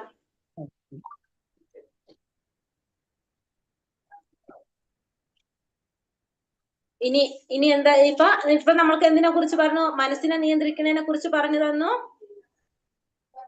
മനസ്സിനെ നിയന്ത്രിക്കുന്നതിനെ കുറിച്ച് പറഞ്ഞു തന്നു. പിന്നെ വേറെ എന്തിനെ കുറിച്ച് പറഞ്ഞു? നമ്മള് ഒന്ന് മനസ്സിനെ നിയന്ത്രണത്തിനെ കുറിച്ച് പറഞ്ഞു. അത് കഴിഞ്ഞിട്ട് പിന്നെ എന്ത് പറഞ്ഞു? ഉറക്കം നിയന്ത്രിക്കണം, ഭക്ഷണം നിയന്ത്രിക്കണം എന്ന് പറഞ്ഞു. പിന്നെ പറഞ്ഞത് ആഹാരം, നിദ്ര, വിഹാര, പ്രവൃത്തി. ഇത്രയും കാര്യങ്ങൾ കൂടി നിയന്ത്രിച്ചു കഴിഞ്ഞാൽ നമുക്ക് എന്ത് ചെയ്യാൻ സാധിക്കുള്ളൂ എന്ന് പറഞ്ഞു? യോഗിയാവാനായിട്ട് സാധിക്കുള്ളൂ എന്ന് പറഞ്ഞു. ഇനി ഭഗവാൻ എന്താ പറയണത്? ഭഗവാൻ പറയാണ് യോമാം പശ്യതി സർവത്ര സർവം ചാമയി പശ്യതി തസ്യാഹം ന പ്രണശ്യാമി സചാമേന പ്രണശ്യതി. എവിടെയും ഞാൻ കുടികൊള്ളുന്നതായും എല്ലാം എന്നിൽ അടങ്ങുന്നതായും കാണുന്നവന് ഞാൻ ഒരിക്കലും നഷ്ടപ്പെടുകയില്ല, എനിക്ക് അവനും നഷ്ടപ്പെട്ടു പോവില്ല. ഇനി ഭഗവാൻ എന്താ പറയണത്? ഇപ്പൊ ഇത്രയും കാര്യങ്ങൾ നിയന്ത്രിക്കുന്നവന് ആരാകാൻ സാധിക്കും? ഒരു യോഗിയാവാനായിട്ട് സാധിക്കും. ഇനി പറയുന്നത് എവിടെയും ഞാൻ കുടികൊള്ളുന്നതായിട്ട് കാണാം, എല്ലാവരും എന്നെ കാണാൻ സാധിക്കും, അതുപോലെ തന്നെ എല്ലാം എന്നിലാണ് അടങ്ങുന്നത് എന്ന് മനസ്സിലാക്കാൻ സാധിക്കുന്നവൻ ഒരിക്കലും ഞാൻ നഷ്ടപ്പെടുകയില്ല, എനിക്ക് അവനും നഷ്ടപ്പെടുകയില്ല. ആരാണ്? പ്രഹ്ലാദ കുമാരന്റെ കഥ നമുക്ക് പറയാം അല്ലെ. പ്രഹ്ലാദ കുമാരന്റെ അടുത്ത് കുമാരന്റെ അച്ഛൻ ചോദിച്ചെന്താണ്? നിന്റെ ഭഗവാൻ തൂണിലുണ്ടോ എന്ന് ചോദിക്കും. അപ്പൊ ഉണ്ടെന്ന് പറയുമ്പോ ഭഗവാൻ എവിടെ നിന്നാ വരുന്നത്? ആ തൂണിൽ നിന്ന് വരും അല്ലെ. കാരണം ആ ഒരു ഭക്തന്റെ വാക്കിനെ സത്യമാക്കിക്കൊണ്ടാണ് ഭഗവാൻ എവിടെ നിന്ന് അവതരിക്കുന്നത്? ആ തൂണിൽ നിന്ന് അവതരിക്കുന്നത്. കാരണം ഭഗവാന്റെ ഭക്തൻ, ഭഗവാൻ എങ്ങനെയാ കാണുന്നത്? എവിടെയും ഭഗവാൻ ഉണ്ടെന്ന് ആർക്കറിയാം? ആ ഭക്തൻ അറിയാം. എല്ലാം ഭഗവാനിലാണ് അടങ്ങുന്നത് എന്ന് മനസ്സിലാക്കുക. അതായത് ഭഗവാനെ തത്വത്തിൽ മനസ്സിലാക്കിയ ഭഗവാന്റെ ഭക്തന്മാർക്ക് ഒരിക്കലും ഭഗവാൻ നഷ്ടപ്പെടില്ല, അവർക്ക് ഭഗവാനെയും ഒരിക്കലും നഷ്ടപ്പെടുന്നില്ല. കൃഷ്ണാവബോധം ഉദിച്ച ഒരു വ്യക്തി ഭഗവാനെ എവിടെയും ദർശിക്കുന്നു, എല്ലാം കൃഷ്ണനിൽ അധ്വസിക്കുന്നു എന്ന് കാണുന്നു. അപ്പൊ കൃഷ്ണാവബോധം ഉദിച്ച ഒരു വ്യക്തിക്ക് ഭഗവാനെ എവിടെയും കാണാനായിട്ട് സാധിക്കും. കൃഷ്ണൻ എല്ലാത്തിലും അധിവസിക്കുന്നതായിട്ട് കാണാനും ആ വ്യക്തിക്ക് സാധിക്കും. അങ്ങനെയുള്ള ഒരു വ്യക്തി ഭൗതിക പ്രകൃതിയുടെ ആവിഷ്കാരങ്ങളെയെല്ലാം കൃഷ്ണശക്തിയുടേതാണെന്ന് മനസ്സിലാക്കുന്നു. അപ്പോ ഈ അങ്ങനെയുള്ള ഒരു വ്യക്തിക്ക് എന്തറിയാൻ സാധിക്കും? ഈ ഭൗതിക പ്രകൃതിയുടെ എല്ലാ ആവിഷ്കാരങ്ങളും ആരുടെ ശക്തിയാണ്? ഭഗവാന്റെ ശക്തിയാണെന്ന് മനസ്സിലാക്കാനായിട്ട് സാധിക്കും. കാരണം ഭഗവാന്റെ നിർദ്ദേശത്തിനനുസരിച്ചാണ് ആര് പ്രവർത്തിക്കുന്നത്? ഭൗതിക പ്രകൃതി പ്രവർത്തിക്കുന്നത്. അതുകൊണ്ട് തന്നെ ആ ഭഗവാനെ കുറിച്ച് മനസ്സിലാക്കിയ ഒരു വ്യക്തിക്ക് ഇതെല്ലാം ഭഗവാന്റെ ശക്തിയാണ് എന്ന് മനസ്സിലാക്കാനായിട്ട് സാധിക്കും. അതിനാൽ അവ ഓരോന്ന് കാണുമ്പോഴും അയാൾക്ക് കൃഷ്ണനെ കുറിച്ച് ബോധവാനായിരിക്കും. അപ്പോ അങ്ങനെ ഒരു വ്യക്തി ഈ ഭൗതിക ലോകത്തിലെ ഏതൊരു വസ്തു കാണുമ്പോഴും ആരെ കുറിച്ച് ഓർക്കും? ഭഗവാനെ കുറിച്ച് ഓർക്കും. കാരണം എല്ലാത്തിലും ആര് കുടികൊള്ളുന്നുണ്ട്? ഭഗവാൻ കുടികൊള്ളുന്നുണ്ട്. എല്ലാതും ആരിൽ നിന്നാണ് വന്നിരിക്കുന്നത്? ഭഗവാനിൽ നിന്നാണ് വന്നിരിക്കുന്നത്. കൃഷ്ണാവബോധം ഉദിച്ച ആ വ്യക്തിക്ക് അറിയാനായിട്ട് സാധിക്കും. അപ്പൊ അതുകൊണ്ട് തന്നെ ആ വ്യക്തി ഓരോന്ന് കാണുമ്പോഴും ഭഗവാനെ കുറിച്ച് ബോധവാനായിരിക്കും. കൃഷ്ണനെ കൂടാതെ ഒന്നിനും നിലനിൽക്കാനാവില്ല. കൃഷ്ണനാണ് എല്ലാറ്റിന്റെയും നാഥൻ. ഇതാണ് കൃഷ്ണാവബോധത്തിന്റെ മൗലിക സിദ്ധാന്തം. അപ്പൊ കൃഷ്ണാവബോധത്തിന്റെ ആ മൗലിക സിദ്ധാന്തം എന്ന് പറയുന്നത് എന്താണ്? ഭഗവാനെ കൂടാതെ ഒന്നിനും നിലനിൽക്കാൻ സാധിക്കില്ല. കാരണം എല്ലാത്തിന്റെ നിലനിൽപ്പ് ആരിലാണ്? ഭഗവാനിലാണ്. കൃഷ്ണനാണ് എല്ലാറ്റിന്റെയും നാഥൻ. ആരാണ്? ഭഗവാൻ തന്നെയാണ്. അപ്പൊ ഇതാണ് എന്ത് നമ്മൾ പറയാ? കൃഷ്ണാവബോധത്തിന്റെ മൗലിക സിദ്ധാന്തം എന്ന് പറയുന്നത് അതാണ്. കൃഷ്ണനെ കൂടാതെ ഒന്നിനും നിലനിൽക്കാൻ സാധിക്കില്ല. എല്ലാറ്റിന്റെയും നാഥൻ ആരാണ്? ഭഗവാനാണ്. എല്ലാറ്റിന്റെയും ഉറവിടം എവിടെ നിന്നാണ്? ഭഗവാനിൽ നിന്നാണ്. അപ്പോ അത് ആണ് കൃഷ്ണാവബോധത്തിന്റെ മൗലിക സിദ്ധാന്തം എന്ന് പറയുന്നത്. എന്താ പറയുന്നത്? പ്രേമാഞ്ജന ചുരിത ഭക്തി വിലോചനേന സന്താ സദൈവ ഹൃദയേഷു വിലോകയന്തി യം ശ്യാമ സുന്ദരമചിന്യ ഗുണസ്വരൂപം ഗോവിന്ദമാദി പുരുഷം തമഹം ഭജാമി. ഇതെവിടെ എന്തിലാ പറഞ്ഞിരിക്കുന്നത്? ഇതാണ് ബ്രഹ്മസംഹിത അല്ലെ. ബ്രഹ്മാവിന്റെ എന്താ പറയുന്നത്? ബ്രഹ്മാവ് ഭഗവാനെ കുറിച്ച് പറഞ്ഞതാണ് ഇതൊക്കെ അല്ലെ, ബ്രഹ്മസംഹിതയിലുള്ളതാണ്. ഇതെന്താ പറയണത്? ഭക്തന്റെ പ്രേമാഞ്ജനം എഴുതിയ കണ്ണുകൾക്ക് എപ്പോഴും ദൃശ്യനായിട്ടുള്ള ആദി പുരുഷനായ ഗോവിന്ദനെ ഞാൻ ഭജിക്കുന്നു. അപ്പൊ ഇവിടെ എന്താ പറഞ്ഞത്? ഭക്തന്റെ പ്രേമാഞ്ജനം എഴുതിയ കണ്ണുകൾക്ക്, പ്രേമം കൊണ്ട് അഞ്ജനം എഴുതിയ കണ്ണുകൾക്ക് എപ്പോഴും ദൃശ്യനായിട്ടുള്ള ആദി പുരുഷനായ ഗോവിന്ദനെ ഞാൻ ഭജിക്കുന്നു. ഭക്ത ഹൃദയത്തിലെത്രേ തന്റെ ശാശ്വതമായ ശ്യാമസുന്ദര രൂപത്തിൽ അവിടെ നിന്ന് വാഴുന്നത്. ഭഗവാൻ എവിടെയാ വാഴുന്നത്? ഭക്തന്മാരുടെ ഹൃദയത്തിലാണ് ഭഗവാൻ വാഴുന്നത്. ഭഗവാൻ ഭക്തരുടെ ഹൃദയത്തിലാണ് വാഴുന്നത്. ഏത് രൂപത്തിലാണ് വാഴുന്നത്? ശ്യാമസുന്ദര രൂപത്തില്. ഭഗവാന്റെ ശാശ്വതമായ ശ്യാമസുന്ദര രൂപത്തിൽ ഭഗവാൻ ഭക്തന്മാരുടെ ഹൃദയത്തിലാണ് വാഴുന്നത്. അങ്ങനെയുള്ള ഭഗവാനെ എന്ത് ചെയ്യാണ്? ഭഗവാനെ ഭജിക്കുന്നു, ഭഗവാനെ നമിക്കുകയാണ് ചെയ്യുന്നത്. എന്തിലാണ്? ബ്രഹ്മസംഹിതയില് പറഞ്ഞിട്ടുള്ളതാണിത്. അപ്പൊ ഇത്രയും കേട്ടപ്പോ അർജുനൻ എന്താ പറയുന്നത്? ഇതിന് ഫൈനലി നമുക്ക് എന്ത് മനസ്സിലായി? പറഞ്ഞു മനസ്സിനെ നിയന്ത്രിക്കണം എന്നുള്ളതാണ് ഏറ്റവും ഹയസ്റ്റ് ആയിട്ട് വന്നു നിൽക്കുന്നത്. അപ്പൊ അർജുനൻ ഇത് കേട്ടപ്പോ എന്താ പറയുന്നത്? ചഞ്ചലം ഹി മന കൃഷ്ണ പ്രമാധി ബലവദൃഢം തസ്യാഹം നിഗ്രഹം മന്യേ വായോരിവാസു ദുഷ്കരം. അർജുനൻ എന്ത് പറഞ്ഞു? ചഞ്ചലം ഹി മന കൃഷ്ണ പ്രമാധി ബലവദൃഢം തസ്യാഹം നിഗ്രഹം മന്യേ വായോരിവാസു ദുഷ്കരം. എന്താ പറയുന്നത് അർജുനൻ? ചഞ്ചലം, മനസ്സ് ചഞ്ചലമാണ്, പ്രക്ഷുബ്ധമാണ്, വഴങ്ങാത്തതും ബലമേറിയതുമാണ് കൃഷ്ണ. അതിനെ നിയന്ത്രിക്കാൻ കാറ്റിനെ പിടിച്ചു നിർത്തുന്നതിനേക്കാൾ പ്രയാസമുണ്ടെന്ന് എനിക്ക് തോന്നുന്നു. അപ്പോ ഇവിടെ എന്താ പറഞ്ഞ? മനസ്സെന്ന് പറയുന്നത് എങ്ങനെയാണ്? അത് ചഞ്ചലമായിട്ടുള്ളതാണ്, അത് പ്രക്ഷുബ്ധമായിട്ടുള്ളതാണ്, അത് വഴങ്ങാത്തതാണ്, ബലമേറിയതാണ് കൃഷ്ണ. അപ്പൊ നമ്മൾ വിചാരിക്കുന്നത് പോലെ അല്ല എന്ത് മനസ്സെന്ന് പറയുന്നത്. മനസ്സിനെ നിയന്ത്രിക്കാനായിട്ട് വളരെ ബുദ്ധിമുട്ടുള്ളതാണ്. കാറ്റിനെ പിടിച്ചു നിർത്തുന്നതിനേക്കാളും പ്രയാസമാണ് എന്ത്? മനസ്സിനെ നിയന്ത്രിക്കാന്നുള്ളത്. മനസ്സൊരു കുരങ്ങിനെ പോലെയാണെന്ന് പറയാം നമുക്ക് അല്ലെ. കാരണം അത് എങ്ങനെയാണ്? അത് ചഞ്ചലമായിട്ടുള്ളതാണ്. അത് എങ്ങനെയാണ് എന്നുള്ളത് നമുക്ക് പറയാനായിട്ട് സാധിക്കില്ല. അതുകൊണ്ട് മനസ്സിനെ നിയന്ത്രിക്കാനായിട്ട് കാറ്റിനെ പിടിച്ചു നിർത്തുന്നതിനേക്കാളും പ്രയാസമുണ്ടെന്നാണ് എനിക്ക് തോന്നുന്നത് എന്ന് അർജുനൻ ഭഗവാനോട് പറയാണ്. അപ്പൊ ഭഗവാൻ എന്താ പറയുന്നത്? അപ്പൊ ആരാ പറയുന്നത്? അർജുനൻ ആരാണ്? വില്ലാളി വീരനാണ്. അതേപോലെ തന്നെ നമുക്കറിയാം ഇത്രയും ദൃഢനിശ്ചയമുള്ള ഒരു കോൺഫിഡന്റ് ഉള്ള ഒരു വ്യക്തിയാണ് അർജുനൻ. വിശ്വാസം ഭയങ്കര കോൺഫിഡന്റ് ആണ് അർജുനന്. പക്ഷെ ആ അർജുനനാണ് ഇപ്പൊ ഇവിടെ എന്ത് പറയണത്? മനസ്സിനെ നിയന്ത്രിക്കാനായിട്ട് പറ്റില്ല, അത് ബുദ്ധിമുട്ടാണെന്ന് പറഞ്ഞു. അതിനേക്കാൾ എളുപ്പമാണ് എന്ത്? കാറ്റിനെ പിടിച്ചു നിർത്താനാണെന്നാണ് അർജുനൻ ഇവിടെ പറയുന്നത്. അപ്പോ ഭഗവാൻ എന്താ പറയുന്നത്? ശ്രീ ഭഗവാനുവാച അസംശയം മഹാബാഹോ മനോ ദുർനിഗ്രഹം ചലം അഭ്യാസേന തു കൗന്ദേയ വൈരാഗ്യേണ ച ഗൃഹ്യതേ. ഭഗവാൻ പറഞ്ഞു, മഹാബാഹുവായ കുന്തിപുത്ര, അസ്ഥിരമായ മനസ്സിനെ അടക്കുക എന്നത് തീർച്ചയായും ദുഷ്കരമാണ്. അപ്പൊ അർജുനനോട് പറയാണ് ഭഗവാൻ, നീ പറഞ്ഞത് ശരിയാണ്. ഈ അസ്ഥിരമായ, സ്ഥിരതയില്ലാത്ത ഈ മനസ്സിനെ അടക്കുക എന്ന് പറയുന്നത് തീർച്ചയായിട്ടും ദുഷ്കരമായ ഒരു പ്രവൃത്തി തന്നെയാണ്. പക്ഷേ എങ്ങനെയാണ്? യുക്തമായ പരിശീലനം കൊണ്ടും നിസ്സംഗത കൊണ്ടും അത് സാധിക്കാവുന്നതാണ്. എങ്ങനെ ചെയ്യാൻ സാധിക്കുക? അഭ്യാസേന തു കൗന്ദേയ വൈരാഗ്യേന ച ഗൃഹ്യതേ എന്ന് പറഞ്ഞല്ലേ. യുക്തമായിട്ടുള്ള ഒരു പരിശീലനം കൊണ്ടും അതേപോലെ തന്നെ എന്താണ് നിസ്സംഗത കൊണ്ടും നിനക്കത് എളുപ്പത്തിൽ സാധിക്കാവുന്നതാണ് എന്ന് പറയാണ്. അപ്പൊ പരിശീലനം കൊണ്ടും നിസ്സംഗത കൊണ്ടും നിനക്ക് മനസ്സിനെ നിയന്ത്രിക്കാനായിട്ട് അടക്കി നിർത്താനായിട്ട് സാധിക്കും. അതല്ലെങ്കിൽ എന്താണ് ബുദ്ധിമുട്ടുള്ള കാര്യം തന്നെയാണ്. അങ്ങനെ സ്ഥിരതയില്ലാത്ത മനസ്സിനെ നിയന്ത്രിക്കുക എന്ന് പറയുന്നത് ബുദ്ധിമുട്ടുള്ള ഒരു കാര്യമാണ്. പക്ഷെ പരിശീലനം കൊണ്ട് നമുക്ക് എന്ത് ചെയ്യാൻ സാധിക്കും? മനസ്സിനെ നിയന്ത്രിക്കാനായിട്ട് സാധിക്കും.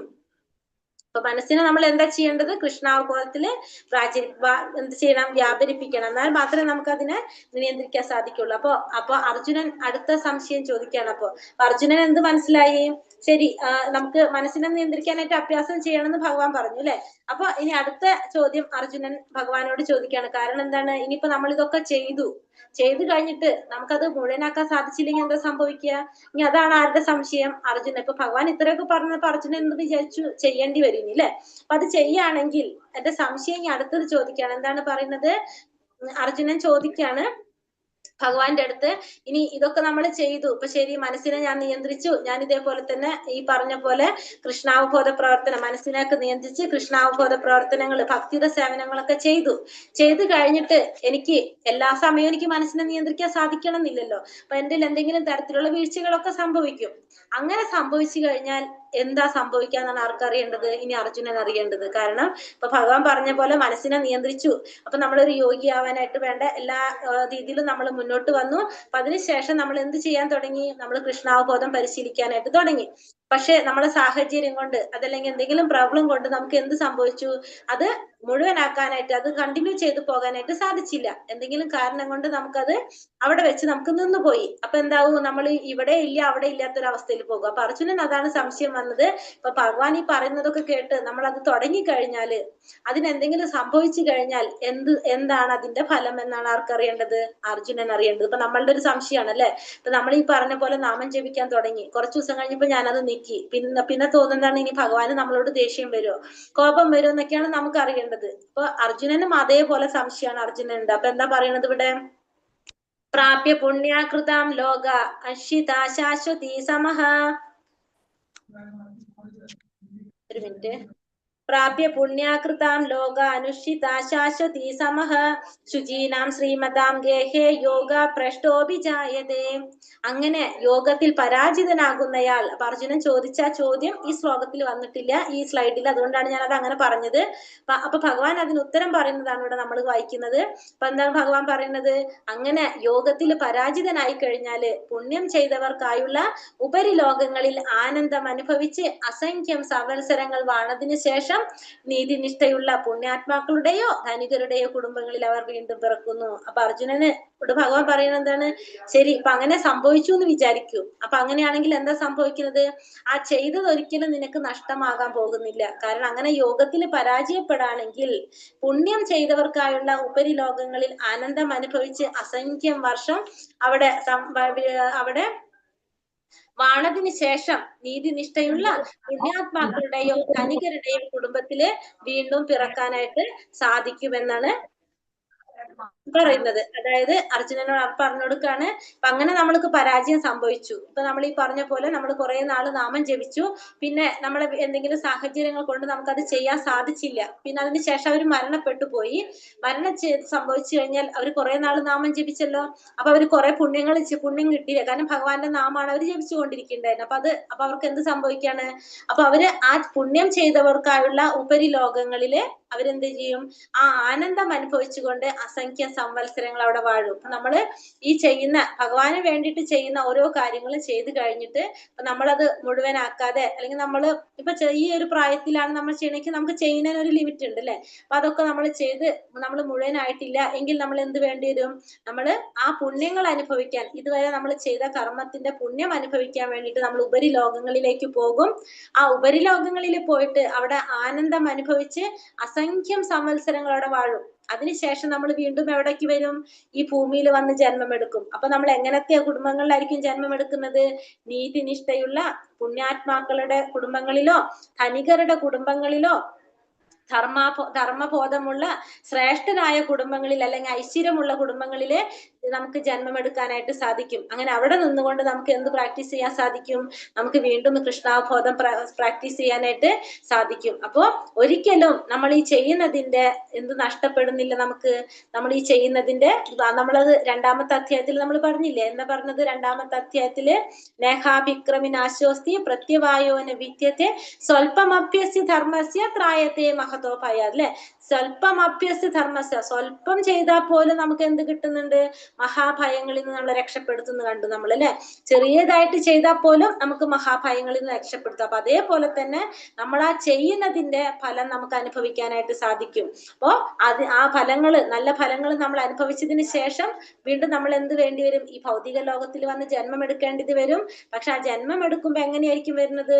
നമ്മള് ഉയർന്ന കുലത്തിലായിരിക്കും. പുണ്യാത്മാക്കളുടെ കുടുംബത്തിലോ ധനികരുടെ കുടുംബങ്ങളിലോ അതുപോലെ തന്നെ അല്ലെങ്കിൽ നീതിനിഷ്ഠയുള്ളവരുടെ കുടുംബങ്ങളിലൊക്കെ ആയിരിക്കും നമ്മൾ ജന്മം എടുക്കാൻ വരിക. അതായത് നമുക്ക് ഭക്തി പ്രാക്ടീസ് ചെയ്യാനുള്ള അവസരം അവിടെ നമുക്ക് കിട്ടും. ഇപ്പൊ നമ്മള് എന്താ പറയാ, നമ്മളിപ്പോ ഈ ഒരു ജീവിതത്തിൽ നമ്മളിപ്പോ നടന്നുകൊണ്ടിരിക്കുന്ന ജീവിതത്തിൽ നമ്മൾ ക്വാളിഫൈഡ് ആയിരിക്കും എല്ലാവരും. ചിലർ PG കഴിഞ്ഞിട്ടുണ്ടാവും, PhD കഴിഞ്ഞിട്ടുണ്ടാവും, ഡോക്ടർ ആയിരിക്കും. അങ്ങനെ ഓരോരോ നമുക്ക് ബേസിക്കലി നമ്മൾ മെറ്റീരിയലി ക്വാളിഫൈഡ് ആയിരിക്കും, അല്ലെ? ആ സർട്ടിഫിക്കറ്റ് നമ്മളെ കയ്യിലുണ്ടാവും. നമ്മൾ മരണപ്പെട്ട് കഴിഞ്ഞിട്ട് അടുത്തൊരു ജന്മം നമുക്ക് കിട്ടിക്കഴിഞ്ഞാൽ നമുക്ക് ഈ സർട്ടിഫിക്കറ്റോ എന്തെങ്കിലും കാര്യങ്ങളുണ്ടോ നമ്മളില്? ഇല്ല. നമ്മൾ ഒന്നുമന്നെ തന്നെ പഠിക്കണല്ലോ. അതിപ്പോ ഒരു ഡോക്ടർ ആണെങ്കിൽ ആ ഡോക്ടർ ഇവിടെ മരണപ്പെട്ട അവിടെ കഴിഞ്ഞു, ആ ഡിഗ്രിയും കഴിഞ്ഞ് എല്ലാം കഴിഞ്ഞു, അല്ലെ? അടുത്ത ജന്മം കിട്ടിക്കഴിഞ്ഞാല് അവിടെ നിന്ന് 1ാം ക്ലാസ് തൊട്ട് പഠിച്ചു വന്നിട്ട് വേണം ആ വ്യക്തിക്ക് എന്താവാനായിട്ട്? ഡോക്ടർ ആവാനായിട്ട്. പക്ഷെ ഇതെങ്ങനെയല്ല പറയണത്? നമ്മള് ഭക്തിയാണ്, അതായത് ഭക്തിയോഗ കൃഷ്ണാവബോധമാണ് പ്രാക്ടീസ് ചെയ്യുന്നതെങ്കിൽ നമ്മൾ 10 വരെ നമ്മളിപ്പോ ഇവിടെ പഠിച്ചിട്ടുണ്ടെങ്കിൽ, കൃഷ്ണാവബോധം 10 വരെ എത്തിയെങ്കിൽ അവിടെ 11ാമത്തെ തൊട്ടാണ് നമുക്ക് എവിടെ തുടങ്ങേണ്ടത്? അടുത്ത ജന്മത്തിൽ തുടങ്ങേണ്ടത്. കാരണം ഇതെന്താണിത്? ആത്മാവിന്റെ കണക്ഷൻ ആണിത്, അല്ലെ? നമ്മൾ ചെയ്യുന്നത് എന്താണ്? ആത്മാവുമായിട്ടാണ് നമ്മൾ കണക്ട് ചെയ്യുന്നത്. അപ്പൊ അതുകൊണ്ട് ആത്മാവിന് നാശമില്ലാത്തതാണ്. ഈ ശരീരം മാത്രമാണ് നശിച്ചു പോകുന്നത്. നമ്മളൊരു കൂടിന്റെ ഉദാഹരണം കണ്ടിട്ടുണ്ടായിരുന്നു, ഓർമ്മയുണ്ടോ? കാരണം ഒരു പക്ഷിയെ കൂട്ടിലിട്ട് വളർത്തില്ല, കൂടെ ശരീരവും പക്ഷി എന്താണ്? ആത്മാവാണ്. നമ്മൾ ചെയ്തുകൊണ്ടിരിക്കുന്ന എന്താണ്? നമ്മളെ ശരീരത്തിനെ പോഷിപ്പിക്കാനുള്ള കാര്യങ്ങളാണ് നമ്മൾ ചെയ്യുന്നത്. ആ ആത്മാവിന് നമുക്ക് എന്ത് കൊടുക്കുന്നില്ല? പോഷണം കൊടുക്കുന്നില്ല. ആത്മാവിന് വേണ്ട ഭക്ഷണം എന്താണ്? ഹരേ കൃഷ്ണ മഹാമന്ത്രം, അല്ലെങ്കിൽ നമ്മൾ എന്ത് പറയുന്നതാണ്? ആത്മീയമായിട്ട് ഭഗവാനുമായി ബന്ധപ്പെട്ട കാര്യങ്ങളാണ് ആത്മാവിന്. സാക്ഷാത്കാരം നേടാൻ വേണ്ട വഴികളാണ് ആ ആത്മാവിന് വേണ്ടത്. അപ്പോ ഈ കൃഷ്ണാവബോധ പ്രവർത്തനം എന്ന് പറഞ്ഞാൽ, അല്ലെങ്കിൽ ഭക്തിയുടെ സേവനം എന്ന് പറയുന്നത് എന്താണ്? ആത്മാവുമായിട്ട് കണക്ട് ചെയ്യിക്കുന്നത്. അത് ആത്മാവുമായിട്ടാണ് കണക്ഷൻ വരുന്നത്. അതുകൊണ്ട് തന്നെ അതൊരിക്കലും എന്ത് സംഭവിക്കുന്നില്ല? ആത്മാവിന് നാശമില്ലാത്തതുപോലെ തന്നെ ഈ ഭക്തിയുടെ സേവനങ്ങൾ, കൃഷ്ണാവബോധ പ്രവർത്തനങ്ങൾ ചെയ്ത് അതിനും എന്ത് സംഭവിക്കുന്നില്ല? നാശം സംഭവിക്കുന്നില്ല. അപ്പൊ അടുത്തൊരു ജന്മം കിട്ടുമ്പോൾ ആ ജന്മത്തിൽ നിന്നുകൊണ്ട് നമുക്ക് എന്ത് ചെയ്യാൻ സാധിക്കും? ആ ശരീരം കൈക്കൊണ്ട് അതിൽ നമുക്ക് വീണ്ടും ഇത് പ്രാക്ടീസ് ചെയ്യാനായിട്ട് സാധിക്കും. അപ്പൊ അടുത്തൊരു ജന്മം എങ്ങനെയായിരിക്കും? നമ്മൾ ഒന്നുകിൽ നീതിനിഷ്ഠയുള്ള കുടുംബങ്ങളില്, പുണ്യാത്മാക്കളുടെ കുടുംബങ്ങളില്, അല്ലെങ്കിൽ ധനികരുടെ ഒക്കെ കുടുംബങ്ങളിലായിരിക്കും നമ്മൾ ജന്മം എടുക്കുക. അവിടെ നമുക്ക് വീണ്ടും അത് പ്രാക്ടീസ് ചെയ്യാനായിട്ട് സാധിക്കും. ഇനി ഭഗവാൻ യോഗികളിൽ വെച്ച് ഏറ്റവും ഉത്തമനായ യോഗി ആരാണെന്നാണ് പറഞ്ഞു തരുന്നത്. എന്താണ് പറയുന്നത്? യോഗി നാമപി സർവേഷാ മദ്ഗതേനാന്തരാത്മനഃ ശ്രദ്ധാവാൻ ഭജതേ യോമാം സമയ യുക്തതമോ മതഃ. പൂർണ്ണ വിശ്വാസത്തോടെ എപ്പോഴും എന്നിൽ തന്നെ നിലകൊള്ളുകയും എന്നെ തന്നെ ധ്യാനിച്ചുകൊണ്ട് പ്രേമപൂർവം എന്റെ ദിവ്യ സേവനത്തിൽ ഏർപ്പെട്ടുകൊണ്ടിരിക്കുകയും ചെയ്യുന്നവനാണ് എല്ലാ യോഗികളിൽ വെച്ച് അത്യുത്തമനായ യോഗി.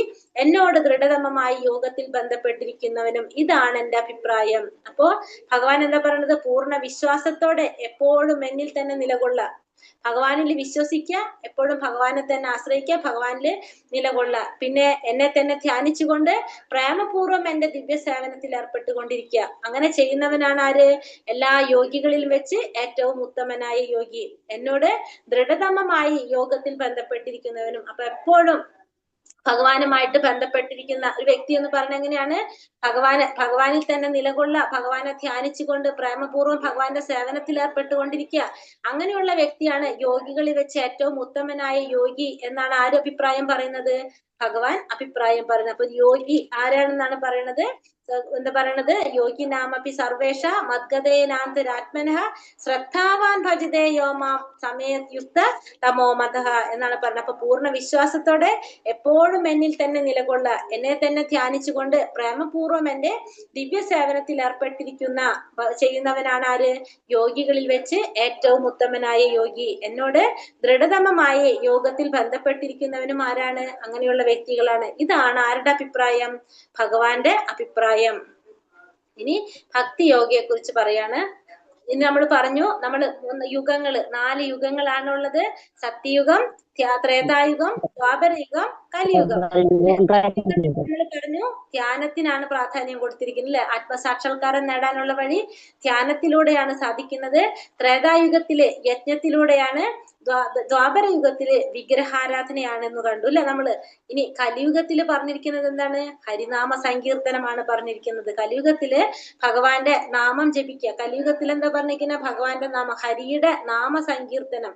ഹരിയുടെ നാമം ജപിക്കാനായിട്ടാണ് നമുക്ക് എന്തില് പറഞ്ഞിരിക്കുന്നത്? നാമസങ്കീർത്തനമാണ് എന്തില് പറഞ്ഞിരിക്കുന്നത്? കലിയുഗത്തില് പറഞ്ഞിരിക്കുന്ന യജ്ഞം. അപ്പോ ഹരേർ നാമ. മാതാജി, കലിയുഗത്തിൽ നമ്മൾ വിഗ്രഹാരാധന നടത്തണില്ലേ? കലിയുഗത്തില് ശരിക്കും നമ്മളോട് പറഞ്ഞിരിക്കുന്നത് നാമം ജപിക്കാനാണ്. പക്ഷെ നമ്മൾ വിഗ്രഹാരാധന നടത്തുന്നുണ്ടല്ലോ. അതുണ്ട്. കഴിഞ്ഞ യുഗത്തിൽ വിഗ്രഹാരാധനയായിരുന്നു. അത് അഡീഷണൽ ആണെന്ന് കരുതിയാണ്. മാതാജി അതൊക്കെ സംസാരിക്കാം. ഇപ്പൊ കഴിഞ്ഞിട്ട് ക്ലാസ് കഴിഞ്ഞിട്ട് പറയാട്ടോ. ഹരേ കൃഷ്ണ. ഹരേർ നാമ ഹരേർ നാമ ഹരേർ നാമൈവ കേവലം കലോർ നാസ്തൈവ നാസ്തൈവ നാസ്തൈവ ഗതിരന്യത്തെ. എന്താ പറയുന്നത്? ഹരേർ നാമ ഹരേർ നാമ ഹരേർ നാമൈവ കേവലം. എന്താ പറഞ്ഞ? ഹരേർ നാമ ഹരേർ നാമ ഹരേർ നാമൈവ കേവലം. 3 പ്രാവശ്യം ഹരേർ നാമ എന്ന് പറയണം അല്ലെ. ഹരിയുടെ നാമം ജപിക്കണം. നമ്മളെങ്ങനെയാ? കലോർ നാസ്തൈവ നാസ്തൈവ നാസ്തൈവ ഗതിരന്യത. നമുക്ക് ഈ കലിയുഗത്തില് ഹരിയുടെ നാമം ജപിക്കല്ലാതെ വേറൊരു വഴിയില്ല, വേറൊരു വഴിയില്ല, വേറൊരു വഴിയില്ല. 3 പ്രാവശ്യം എടുത്തു പറഞ്ഞിരിക്കുക. അപ്പൊ നമ്മളെ ശാസ്ത്രങ്ങളിൽ ഒരു കാര്യം 3 പ്രാവശ്യം പറഞ്ഞിട്ടുണ്ടെങ്കിൽ എന്താ പറയണത്? അതൊരു സത്യമാണ് അല്ലെ. അതാണ് പറയണത്. നമ്മൾ എന്ത് ചെയ്തിരിക്കണം? ഹരിയുടെ നാമം, കലിയുഗത്തില് ഭഗവാന്റെ നാമം ജപിക്കാതെ നമുക്ക് വേറൊരു ഗതിയില്ല എന്നാ പറഞ്ഞിരിക്കുന്നത്. നമ്മൾ എന്താ ചെയ്യേണ്ടത്? ഭഗവാന്റെ നാമം ജപിക്കണം എന്നാണ് പറയുന്നത്. കൂടുതല് ഭക്തിയോഗം മറ്റുള്ളതും തമ്മിലുള്ള വ്യത്യാസം കാണിക്കുകയാണ്. ഭക്തിയോഗം എന്ന് പറയുന്നത് എങ്ങനെയാണ്? നമ്മൾ പറഞ്ഞു ഡയറക്റ്റ് എൻട്രി ആണ് ഭഗവാന്റെ അടുത്തേക്കുന്നത്. ഭക്തിയുടെ സേവനത്തിലൂടെ നമുക്ക് ഭഗവാനെ നേരിട്ട് പ്രാപിക്കാൻ സാധിക്കും എന്ന് നമുക്ക് ഏതിലൂടെ കാണിച്ചു തരാണ്? സ്റ്റെയർ കേസും പിന്നെ അതാണ് ലിഫ്റ്റും.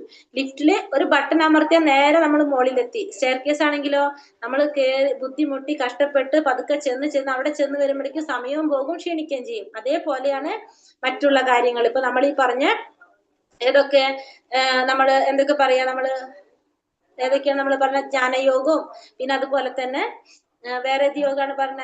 കർമ്മയോഗം. ഇതിലൊക്കെ പോയി കഴിഞ്ഞാൽ എന്താണ്? നമ്മള് കുറെ സമയം പിടിക്കും, നമ്മൾ കുറെ സമയം എടുത്ത് എത്തും. പക്ഷെ എന്താണ്? കുറെ സമയം എടുത്തിട്ടായിരിക്കും നമ്മൾ അവിടെ എത്തുന്നത്. പക്ഷെ ഭക്തിയോഗം ആണെങ്കിൽ എന്താണ്? ഭക്തിയിലൂടെ ഭഗവാനെ നമുക്ക് നേരിട്ട് പ്രാപിക്കാനായിട്ട് സാധിക്കും. ഭഗവാനെ പ്രാപിക്കാൻ ഒരേ ഒരു വഴി ഭക്തി മാത്രമാണ്. ഭക്തിയിലൂടെ മാത്രമേ ഭഗവാനെ പ്രാപിക്കാനായിട്ട് സാധിക്കുള്ളൂ. ഇനി ശാസ്ത്രീയമായ ഗ്രന്ഥങ്ങൾ, എല്ലാ ശാസ്ത്രങ്ങളിലും അടിസ്ഥാനം എന്താണ് പറഞ്ഞിരിക്കുന്നത്? എല്ലാത്തിലും ഭഗവാനെ കുറിച്ചാണ് പറഞ്ഞിരിക്കുന്നത്. എല്ലാത്തിന്റെയും മെയിൻ ഫോക്കസ് ആരാണ്?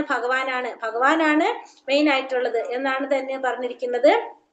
ഭക്തിയിലൂടെ മാത്രമേ നമുക്ക് ആ ഭഗവാനെ പ്രാപിക്കാനായിട്ട് സാധിക്കുന്നുള്ളൂ. ഇപ്പൊ ചൈതന്യ മഹാപ്രഭു നമുക്കറിയാം, കലിയുഗത്തില് 500 വർഷങ്ങൾക്ക് മുമ്പ് ചൈതന്യ മഹാപ്രഭു അവതരിച്ചു. എന്തായിരുന്നു ലക്ഷ്യം? ഹരിനാമ സങ്കീർത്തനം പ്രചരിപ്പിക്കുക. ചൈതന്യ മഹാപ്രഭു എന്ന് പറയുന്നത് ഭഗവാൻ സ്വയം അവതരിച്ചതാണ്, ഭഗവാന്റെ തന്നെ അവതാരമാണ്. എന്താണ് ഉദ്ദേശം? ഒരു ഭക്തൻ എങ്ങനെയായിരിക്കണം, ഒരു ഭക്തന്റെ മനോഭാവം എങ്ങനെയാണ്, ഒരു ഭക്തൻ ഭഗവാനെ എങ്ങനെയാണ് സമീപിക്കേണ്ടത് എന്ന് കാണിച്ചു തരാനായിട്ടാണ് ആരായിട്ട് അവതരിച്ചത്? ഭഗവാൻ സ്വയം അവതരിച്ച് ചൈതന്യ മഹാപ്രഭുവായിട്ട് വന്നിട്ട് നമുക്ക് എന്ത് തന്നു? ഹരിനാമ സങ്കീർത്തനം പ്രചരിപ്പിക്കുക. അതായത് ഹരിയുടെ നാമം സങ്കീർത്തനം ചെയ്യാനായിട്ട് ഭഗവാൻ സ്വയം തന്നെ വന്നിട്ട് പറയാ. കാരണം ഈ കലിയുഗത്തില് വേറെ നമുക്ക് യാതൊരു വഴിയുമില്ല. വേറെ എന്ത് നമ്മൾ ചെയ്തിട്ടും കലിയുഗത്തിൽ കാര്യമില്ല. നമുക്ക് എന്ത് മാത്രമേ ചെയ്യാൻ സാധിക്കുള്ളൂ? എന്ത് നമ്മൾ ചെയ്താലും ഗുണം എന്തുകൊണ്ടേ ഉള്ളൂ? ഹരിനാമ സങ്കീർത്തനം, ഹരിയുടെ നാമം ജപിക്കുന്നത് കൊണ്ടേ ഗുണമുള്ളൂ. ബാക്കി നമ്മളിപ്പോ യജ്ഞങ്ങൾ ചെയ്യാം, ഹോമങ്ങൾ ചെയ്യാം, വിഗ്രഹാരാധന ചെയ്യാം, ഇതൊക്കെ ചെയ്യാം. പക്ഷെ നമുക്ക് റിസൾട്ട് നമുക്ക് എത്രയെന്ന് കിട്ടുന്നത്? ഇത് ഭഗവാന്റെ നാമം ജപിക്കുന്നത് കൊണ്ടായിരിക്കും നമുക്ക് കിട്ടുന്നത്. ബാക്കി എല്ലാത്തിനും ഫലം കിട്ടും, പക്ഷെ എന്താണ്, അത് പതുക്കെ ആയിരിക്കും കിട്ടുന്നത്. അതിനേക്കാളും സ്പീഡിൽ നമുക്ക് പോകണം. നമ്മൾ ആ സ്റ്റെയർ കേസും ലിഫ്റ്റും കണ്ട ആ ഒരു വ്യത്യാസം എല്ലാത്തിലും ഉണ്ടാവും. നാരായണ സംഹിതയിൽ പറയുന്നത് എന്താണ്?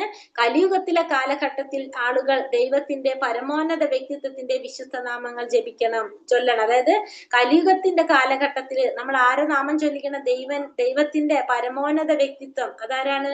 സത്യം പരം തീമായിട്ടുള്ള പരമാത്മാവായിട്ടുള്ള ഭഗവാൻ ശ്രീകൃഷ്ണന്റെ വിശുദ്ധ നാമങ്ങൾ ചൊല്ലണം എന്നാണ് നാരായണ സംഹിതയില് പറയുന്നത്. പിന്നെ കരിസന്തോപനിഷത്തിൽ പറയുന്നു, എല്ലാ വേദസാഹിത്യങ്ങളിലൂടെയും തിരഞ്ഞതിനു ശേഷം ഹരേ കൃഷ്ണ മന്ത്രോച്ചാരണത്തെക്കാൾ ഈ കാലഘട്ടത്തിൽ മതത്തിന്റെ ഗംഭീരമായ ഒരു രീതി കണ്ടെത്താൻ കഴിയില്ല. അപ്പോ എല്ലാ വേദശാസ്ത്രങ്ങളും തിരഞ്ഞാലും ഹരേ കൃഷ്ണ മഹാമന്ത്രത്തെക്കാൾ ഗംഭീരമായിട്ടുള്ള രീതി നമുക്ക് ഈ കാലഘട്ടത്തില് കണ്ടെത്താൻ കഴിയില്ല എന്ന് പറയുന്നു. ശ്രീമദ് ഭാഗവതം 12-ാം സ്കന്ധം 3-ാം അധ്യായം 51-ാം ശ്ലോകത്തിൽ പറയുന്നു, എന്റെ പ്രിയ രാജാവേ, കലിയുഗത്തിൽ തെറ്റുകൾ നിറഞ്ഞിട്ടുണ്ടെങ്കിലും ഈ പ്രായത്തെക്കുറിച്ച് നല്ല ഒരു ഗുണം ഇപ്പോഴും ഉണ്ട്. എന്താണ്? ഹരേ കൃഷ്ണ മഹാമന്ത്രം. അത് ചൊല്ലുന്നതിലൂടെ ഒരാൾക്ക് ഭൗതിക അടിമത്തത്തിൽ നിന്ന് മുക്തമാവുകയും അതീന്ദ്രിയ രാജ്യത്തിലേക്ക് ഉയർത്തപ്പെടുകയും ചെയ്യും. അപ്പോ ഹരേ കൃഷ്ണ മഹാമന്ത്രം ജപിക്കുന്നതിലൂടെ എന്ത് ചെയ്യാൻ സാധിക്കും? ഭൗതികമായ അടിമത്തത്തിൽ നിന്ന് മുക്തമാകാനായിട്ട് സാധിക്കും. മാത്രമല്ല അതീന്ദ്രിയ രാജ്യത്തിലേക്ക്, അതീന്ദ്രിയമായ രാജ്യം എന്ന് പറയുന്നത് ഏതാണ്? ഭഗവാന്റെ ഗോലോക വൃന്ദാവനത്തിലേക്ക് ഉയരാനായിട്ട് ആ വ്യക്തിക്ക് സാധിക്കും. പിന്നെ നമ്മൾ ഭഗവത്ഗീത 10-ാം അധ്യായം 25-ാം ശ്ലോകം നമുക്ക് വരുന്നതാണത്. അതിൽ പറയുന്നത് എന്താണ്? യജ്ഞാനാം ജപയച്ചോസ്മി. യജ്ഞങ്ങളിൽ ഭഗവാൻ ആരാണ്? തിരുനാമ ജപമാണ്. അപ്പോ കലിയുഗത്തിലെ യജ്ഞം തിരുനാമ ജപമാണ്, നാമജപമാണ് കലിയുഗത്തിൽ പറഞ്ഞിരിക്കുന്ന യജ്ഞം. അല്ലാതെ നമുക്ക് വിഗ്രഹാരാധനയല്ല പറഞ്ഞിരിക്കുന്നത്. കലിയുഗത്തിൽ എന്താ പറഞ്ഞിരിക്കുന്നത്? നാമം ജപിക്കാനാണ് പറഞ്ഞിരിക്കുന്നത്. കാരണം ഭഗവാൻ കലിയുഗത്തില് നാമാവതാരത്തിലാണ്, നാമമായിട്ടാണ് അവതരിച്ചിരിക്കുന്നത്. അപ്പൊ അതുകൊണ്ട് നമ്മൾ എന്താ ചെയ്യേണ്ടത്? കലിയുഗത്തില് ഭഗവാന്റെ നാമം ജപിക്കണം. പിന്നെന്താ പറഞ്ഞ? ശിക്ഷാഷ്ടകം. ചൈതന്യ മഹാപ്രഭു ആയിട്ട് ഭഗവാൻ അവതരിച്ചപ്പോ ആകെ 8 ശ്ലോകങ്ങളാണ് നമുക്ക് തന്നിരിക്കുന്നത്. അതിൽ അതാണ് ശിക്ഷാഷ്ടകം എന്നറിയപ്പെടുന്നത്. അതിൽ പറഞ്ഞിരിക്കുന്നത്, എന്റെ ഭഗവാനെ, ദൈവത്തിന്റെ പരമോന്നത വ്യക്തിത്വമേ, അങ്ങയുടെ വിശുദ്ധ നാമത്തിൽ ജീവനുള്ള സത്തയ്ക്ക് എല്ലാ ഭാഗ്യവും ഉണ്ട്. അതിനാൽ അങ്ങേക്ക് കൃഷ്ണ, ഗോവിന്ദ എന്നിങ്ങനെ നിരവധി പേരുകളുണ്ട്. അങ്ങയുടെ എല്ലാ കഴിവുകളും ആ പേരുകളിൽ നിക്ഷേപിച്ചു. അവിടെ അവ ഓർമ്മിക്കുന്നതിനുള്ള കഠിനവും വേഗത്തിലുള്ളതുമായ നിയമങ്ങളില്ല. അപ്പോ കൃഷ്ണ എന്ന് പറഞ്ഞാൽ എന്താണ്? സർവ ആകർഷകനാണ് ഭഗവാൻ. കൃഷ്ണൻ എന്ന് പറഞ്ഞാൽ, ഹരേ കൃഷ്ണ എന്ന് പറഞ്ഞാൽ എന്താണ്? കൃഷ്ണൻ എന്ന് വെച്ചാൽ സർവ ആകർഷകൻ, നമ്മളെ ആകർഷിക്കുന്നവനാണ് കൃഷ്ണൻ. ഗോവിന്ദൻ എന്ന് പറഞ്ഞാലോ, ഗോക്കൾക്കും ഇന്ദ്രിയങ്ങൾക്കും ആനന്ദം പകരുന്നവനാണ് ആര്? ഗോവിന്ദൻ. അപ്പോ ഈ 2 പേരുകളിലും എന്താ പറഞ്ഞത്? ഭഗവാന്റെ നാമങ്ങളില് എന്ത് പറഞ്ഞു? ഭഗവാന്റെ നാമങ്ങളിലെ എല്ലാ കഴിവുകളും ആ നാമങ്ങളിൽ നിക്ഷേപിച്ചു. അവിടെ അവ ഓർക്കുന്നതിനുള്ള കഠിനവും വേഗതയിലുള്ള യാതൊരു നിയമങ്ങളും ഇല്ല. കാരണം ഹരേകൃഷ്ണ മഹാമന്ത്രത്തിന് യാതൊരു റൂൾസ് ആൻഡ് റെഗുലേഷൻസ് പറയുന്നില്ല. നമുക്ക് ഏത് വിധത്തിലും നമുക്ക് ജപിക്കാനായിട്ട് സാധിക്കും. ഇനി ഡൂസ് ഓഫ് ചാൻഡിങ്. നമ്മൾ നാമം ജപിക്കുമ്പോൾ എന്തൊക്കെയാണ് നമ്മൾ ചെയ്യേണ്ടത്? മഹാമന്ത്രം ചൊല്ലുന്നതിനാണ് ചെയ്യേണ്ടത്. അതായത് ഹരേ കൃഷ്ണ മഹാമന്ത്രം ചൊല്ലാൻ തുടങ്ങുന്നതിന് മുമ്പ് പഞ്ചതത്വ മന്ത്രം ചൊല്ലണം. അപ്പൊ മഹാമന്ത്രം ചൊല്ലുന്നതിന് മുമ്പ് നമ്മൾ ആദ്യം എന്ത് ചെയ്യണം? പഞ്ചതത്വ മന്ത്രം ചൊല്ലണം. പഞ്ചതത്വ മന്ത്രം എന്ന് പറയുന്നത് ഏതാണ്? ജയ ശ്രീകൃഷ്ണ ചൈതന്യ പ്രഭു നിത്യാനന്ദ ശ്രീ അദ്വൈത ഗദാധര ശ്രീവാസാദി ഗൗരഭക്തവൃന്ദ. അതായത് ജയ ശ്രീകൃഷ്ണ ചൈതന്യ. ശ്രീകൃഷ്ണ ചൈതന്യ എന്ന് പറഞ്ഞാൽ ആരാണ്? ഭഗവാൻ ശ്രീകൃഷ്ണനാണ്. പിന്നെ നിത്യാനന്ദ എന്ന് പറഞ്ഞാല് ബലരാമനാണ്. അദ്വൈതാചാര്യർ എന്ന് പറഞ്ഞാല് ഭഗവാൻ വിഷ്ണുവിന്റെയും ശിവന്റെയും കൂടിയിട്ടുള്ള അവതാരമാണ് അദ്വൈതാചാര്യർ. പിന്നെ ഗദാധര പണ്ഡിറ്റ് എന്ന് പറയുന്നത് രാധാറാണിയാണ്. ശ്രീവാസൻ എന്ന് പറയുന്നത് നാരദ മഹർഷിയാണ്. അപ്പൊ ഈ 5 പേരെയാണ് നമ്മൾ എന്ത് ചെയ്യുന്നത്? ആദ്യം നാമം ജപിക്കുന്നതിന് മുന്നേ നമ്മൾ പ്രണമിക്കുന്നത്. അപ്പൊ ഇവരെ പ്രണമിച്ചുകൊണ്ടാണ് നമ്മൾ എന്ത് ചെയ്യുന്നത്? നാമജപം തുടങ്ങേണ്ടത്. പിന്നെ മന്ത്രം ശ്രവിക്കുക, മന്ത്രം കേൾക്കാൻ ഉച്ചത്തിൽ, നമ്മൾ കേൾക്കാവുന്ന രീതിയിലായിരിക്കണം മന്ത്രം ജപിക്കേണ്ടത്. ചൊല്ലുമ്പോ, കാരണം ഭഗവാന്റെ നാമമാണ് നമ്മൾ വിളിക്കുന്നത്, അത് ചൊല്ലുന്നത് പോലെ തന്നെ നമ്മൾ കേൾക്കുന്നതും അത്രയും പരിശുദ്ധമാണ്. അതുകൊണ്ട് നമ്മൾ ചൊല്ലുന്ന നാമം നമ്മൾ കേട്ടുകൊണ്ട് വേണം നമ്മൾ ജപിക്കാനായിട്ട്. ഓരോ പേരും വ്യക്തമായി ഹരേ കൃഷ്ണ രാമ എന്ന് ഉച്ചരിക്കണം. അതായത് നമ്മൾ ചൊല്ലുമ്പോൾ ഹരേ കൃഷ്ണ കൃഷ്ണ കൃഷ്ണ ഹരേ ഹരേ, ഹരേ രാമ രാമ രാമ ഹരേ ഹരേ. അതായത് ഓരോന്നും വ്യക്തമായിട്ടും സ്ഫുടമായിട്ടും നമ്മൾ ഉച്ചരിക്കണം. അല്ലാണ്ട് ഹരേ കൃഷ്ണ എന്ന് പറയുമ്പോൾ പകുതി നമ്മൾ വിട്ടുപോകരുത്. അത് കംപ്ലീറ്റ് ആയിട്ട് മുഴുവനായിട്ട് നമുക്ക് മനസ്സിലാകേണ്ട രീതിയിൽ നമ്മൾ ചൊല്ലണം, ഉച്ചരിക്കേണ്ടതാണ്. പിന്നെ ആദരവോടെ ഭക്തിയോടെ നമ്മൾ മന്ത്രിക്കണം. നാമം ജപിക്കേണ്ടത് എങ്ങനെയാണ്? ആദരവോടെ ആയിരിക്കണം, ഭക്തിയോടെ ആയിരിക്കണം നമ്മൾ എന്ത് ചെയ്യേണ്ടത്? നാമം ജപിക്കേണ്ടത്. പിന്നെ നിങ്ങൾ ഏത് സ്ഥലത്തും ജപം ചെയ്യാൻ നമുക്ക് ഇരുന്നു കൊണ്ടോ നടന്നുകൊണ്ടോ ഏത് ദിശയിലും അഭിമുഖീകരിച്ച് ജപം ചെയ്യാനായിട്ട് സാധിക്കും. നമുക്ക് ജപം ചെയ്യുമ്പോൾ ഇരുന്ന് ജപിക്കാം, നടന്ന് ജപിക്കാം. പിന്നെ ഏത് ദിശയെ, ഇപ്പൊ കിഴക്കോ പടിഞ്ഞാറോ തെക്കോ വടക്കോ എവിടേക്ക് നമ്മൾക്ക് ഇരുന്നിട്ട് നമുക്ക് എന്ത് ചെയ്യാം? നാമം ജപിക്കാം. അതിനൊന്നും യാതൊരു റെസ്ട്രിക്ഷനും നമുക്ക് പറഞ്ഞിട്ടില്ല. പിന്നെ എപ്പോ വേണമെങ്കിലും നമുക്ക് നാമം ജപിക്കാം. നാമം ജപിക്കാനായിട്ട് ഇന്ന സമയത്ത് മാത്രമേ ജപിക്കാൻ പാടൂ എന്നില്ല. ഏത് സമയത്ത് വേണമെങ്കിലും നമുക്ക് നാമം ജപിക്കാം. പക്ഷെ എന്നിരുന്നാലും എന്താണ്, രാവിലെ ബ്രഹ്മമുഹൂർത്തത്തിൽ മന്ത്രം ചൊല്ലാൻ ശുപാർശ ചെയ്യുന്നു. പക്ഷെ എന്നാലും എന്താണ്, ബ്രഹ്മമുഹൂർത്തത്തിൽ നാമം ചൊല്ലുന്നതാണ് ഏറ്റവും ഉത്തമമായിട്ടുള്ളതെന്ന് പറയുന്നു. കുളിക്കുന്നതിന് മുമ്പോ ശേഷമോ നമുക്ക് ജപിക്കാം. നാമം ജപിക്കുന്നതിന് കുളിച്ചിരിക്കണം എന്ന് യാതൊരു നിർബന്ധവും ഇല്ല. കാരണം ഇപ്പൊ ചിലപ്പോ ബ്രഹ്മമുഹൂർത്തത്തിലൊക്കെ നാമം ജപിക്കുമ്പോ പ്രായമുള്ളവരൊക്കെ ആണെങ്കിൽ ഇപ്പൊ രാവിലെ തന്നെ കുളിക്കുമ്പോ അസുഖങ്ങളൊക്കെ ഉണ്ടാവും. അപ്പൊ നമുക്ക് കൈയും കാലും മുഖവും കഴുകി വന്നിരുന്ന് നമുക്ക് നാമം ജപിക്കാനായിട്ട് തുടങ്ങാം. അപ്പൊ അത് കുളിക്കുന്നതിന് മുമ്പ് ചെയ്താലും അതിന് ശേഷം ചെയ്താലും അതൊരു പ്രോബ്ലം ഇല്ല. പിന്നെ എണ്ണം വെച്ച് മഹാമന്ത്രം ചൊല്ലുന്നത് ശുപാർശ ചെയ്യുന്നു. അപ്പൊ നമ്മൾ നാമം ജപിക്കുമ്പോൾ നമ്മൾ എന്ത് ചെയ്യണം? എണ്ണം വെച്ചിട്ട് വേണം മന്ത്രം ചൊല്ലാൻ. അതിനാണ് നമ്മൾ 108 മുത്തുള്ള ഒരു മാല നമുക്ക് വേണമെന്ന് പറയുന്നത്. ആ മാലയിലായിരിക്കണം നമ്മൾ എന്ത് ചെയ്യേണ്ടത്? ഹരേ കൃഷ്ണ മഹാമന്ത്രം ചൊല്ലേണ്ടത്. ആ ഒരു മാല നമുക്ക് ആവശ്യമാണ്. ഹരേ കൃഷ്ണ മഹാമന്ത്രം ദിവസേന 108 തവണയെങ്കിലും നമ്മൾ ജപിക്കണം. അപ്പൊ ഒരു ദിവസം 108 തവണയെങ്കിലും നമ്മൾ എന്ത് ചെയ്തിരിക്കണം? ഭഗവാന്റെ നാമം ജപിച്ചിരിക്കണം. ജപിക്കേണ്ടത് എന്താണ്? ഹരേ കൃഷ്ണ കൃഷ്ണ കൃഷ്ണ ഹരേ ഹരേ, ഹരേ രാമ രാമ രാമ ഹരേ ഹരേ. ഇനി എന്തൊക്കെയാണ് ചെയ്യാൻ പാടാത്തത്? മഹാമന്ത്രത്തിന്റെ ഒരു ഭാഗം മാത്രം ചൊല്ലരുത്. അതായത് ഹരേ കൃഷ്ണ കൃഷ്ണ കൃഷ്ണ ഹരേ ഹരേ എന്ന് പറഞ്ഞ് നിർത്താൻ പാടില്ല. ഹരേ രാമ രാമ രാമ ഹരേ ഹരേ അത് ചെയ്താലേ അത് മുഴുവനാവുള്ളൂ. അതുകൊണ്ട് ഒരു ഭാഗം മാത്രം ചൊല്ലാനായിട്ട് പാടില്ല. ജപമാലയിൽ കൃഷ്ണമുത്തിൽ മന്ത്രം ചൊല്ലരുത്. അപ്പൊ ജപമാലയില് ഉള്ളവർക്കറിയാം, അതില് 108 മുത്ത് കൂടാതെ ഒരു മുത്ത് സെന്ററിൽ പൊങ്ങി നിൽക്കുന്നുണ്ടാവും. മറ്റുള്ള 108 മുത്തിനേക്കാളും വലിയൊരു മുത്തായിരിക്കും ആ മുത്ത്. ആ മുത്തുമ്മല് നമ്മൾ മന്ത്രം ചൊല്ലില്ല. ആ മുത്ത് കൃഷ്ണമുത്ത് അല്ലെങ്കിൽ മേരുമുത്ത് എന്നാണ് അറിയുന്നത്, ഗുരുമുത്ത് എന്നാണ് അറിയപ്പെടുന്നത്. അതുമ്മൽ പിടിച്ചുകൊണ്ടാണ് നമ്മൾ എന്ത് ചൊല്ലുന്നത്? പഞ്ചതത്വ മന്ത്രം ചൊല്ലുന്നത്. അതിനുശേഷമാണ് നമ്മൾ നാമജപം സ്റ്റാർട്ട് ചെയ്യുന്നത്. പുസ്തകം വായിച്ചോ പത്രകം വായിച്ചോ നമ്മൾ എന്ത് ചെയ്യാൻ പാടില്ല? മന്ത്രം ചൊല്ലാൻ പാടില്ല. TV കണ്ടുകൊണ്ട് മൊബൈൽ നോക്കിക്കൊണ്ടൊന്നും നമ്മൾ എന്ത് ചെയ്യരുത്? ഹരേ കൃഷ്ണ മഹാമന്ത്രം ചൊല്ലാനായിട്ട് പാടില്ല. ഇനി നാമജപത്തിന്റെ ഗുണങ്ങൾ എന്തൊക്കെയാണ് അതിന്റെ ഗുണങ്ങള്? മനസ്സമാധാനം. ഫസ്റ്റ് പറയുന്നത് എന്താണ്? മനസ്സമാധാനം ഉണ്ടാവും. പിന്നെ യഥാർത്ഥ സന്തോഷം നമുക്ക് കിട്ടും. കാരണം എന്താണ്? ഭഗവാനെ കുറിച്ച്, കൃഷ്ണനാണല്ലോ നമ്മൾ വിളിക്കുന്ന ആരെയാണ്? കൃഷ്ണൻ എന്ന് വെച്ചിട്ടുണ്ടെങ്കിൽ സർവ്വ ആകർഷകനാണ്. പിന്നെ ഹരേ എന്ന് പറഞ്ഞാല് ഹരേ കൃഷ്ണ, ഹരേ എന്ന് പറഞ്ഞാല് രാധാറാണി, ഭഗവാന്റെ ഹ്ലാദിനി ശക്തിയാണ് രാധാറാണി. ഹ്ലാദിനി ശക്തി എന്ന് വെച്ചാൽ എന്താണ്? ഇപ്പൊ ഭഗവാന്റെ ഹ്ലാദിനി എന്ന് വെച്ചാൽ ആഹ്ലാദം, സന്തോഷം.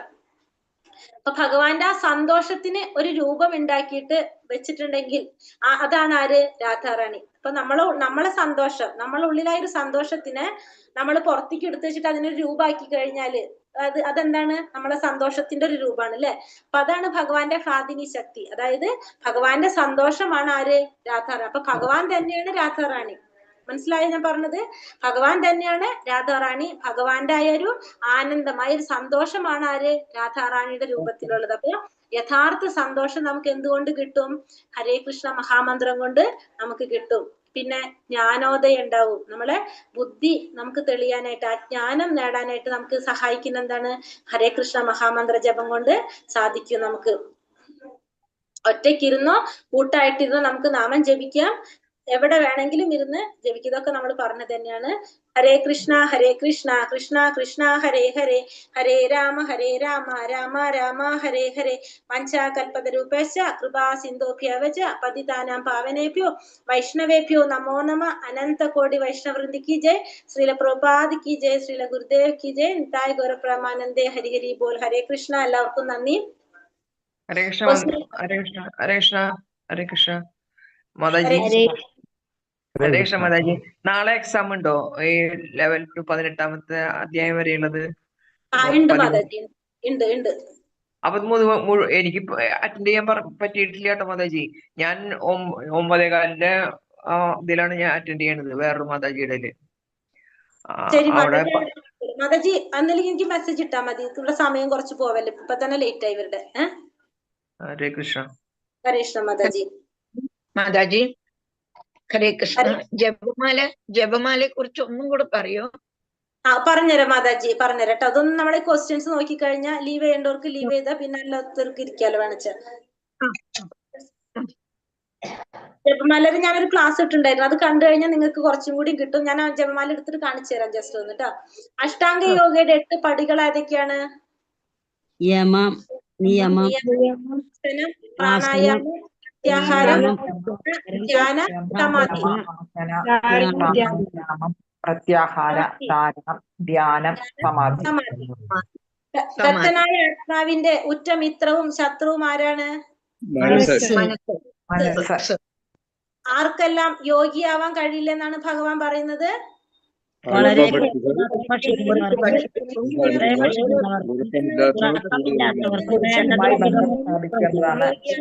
സുഖങ്ങളിലുള്ള കൃഷ്ണയായി ഉപേക്ഷിക്കാതെ ആർക്കും ഒരിക്കലും യോഗിയാവാനായിട്ട് കഴിയില്ല.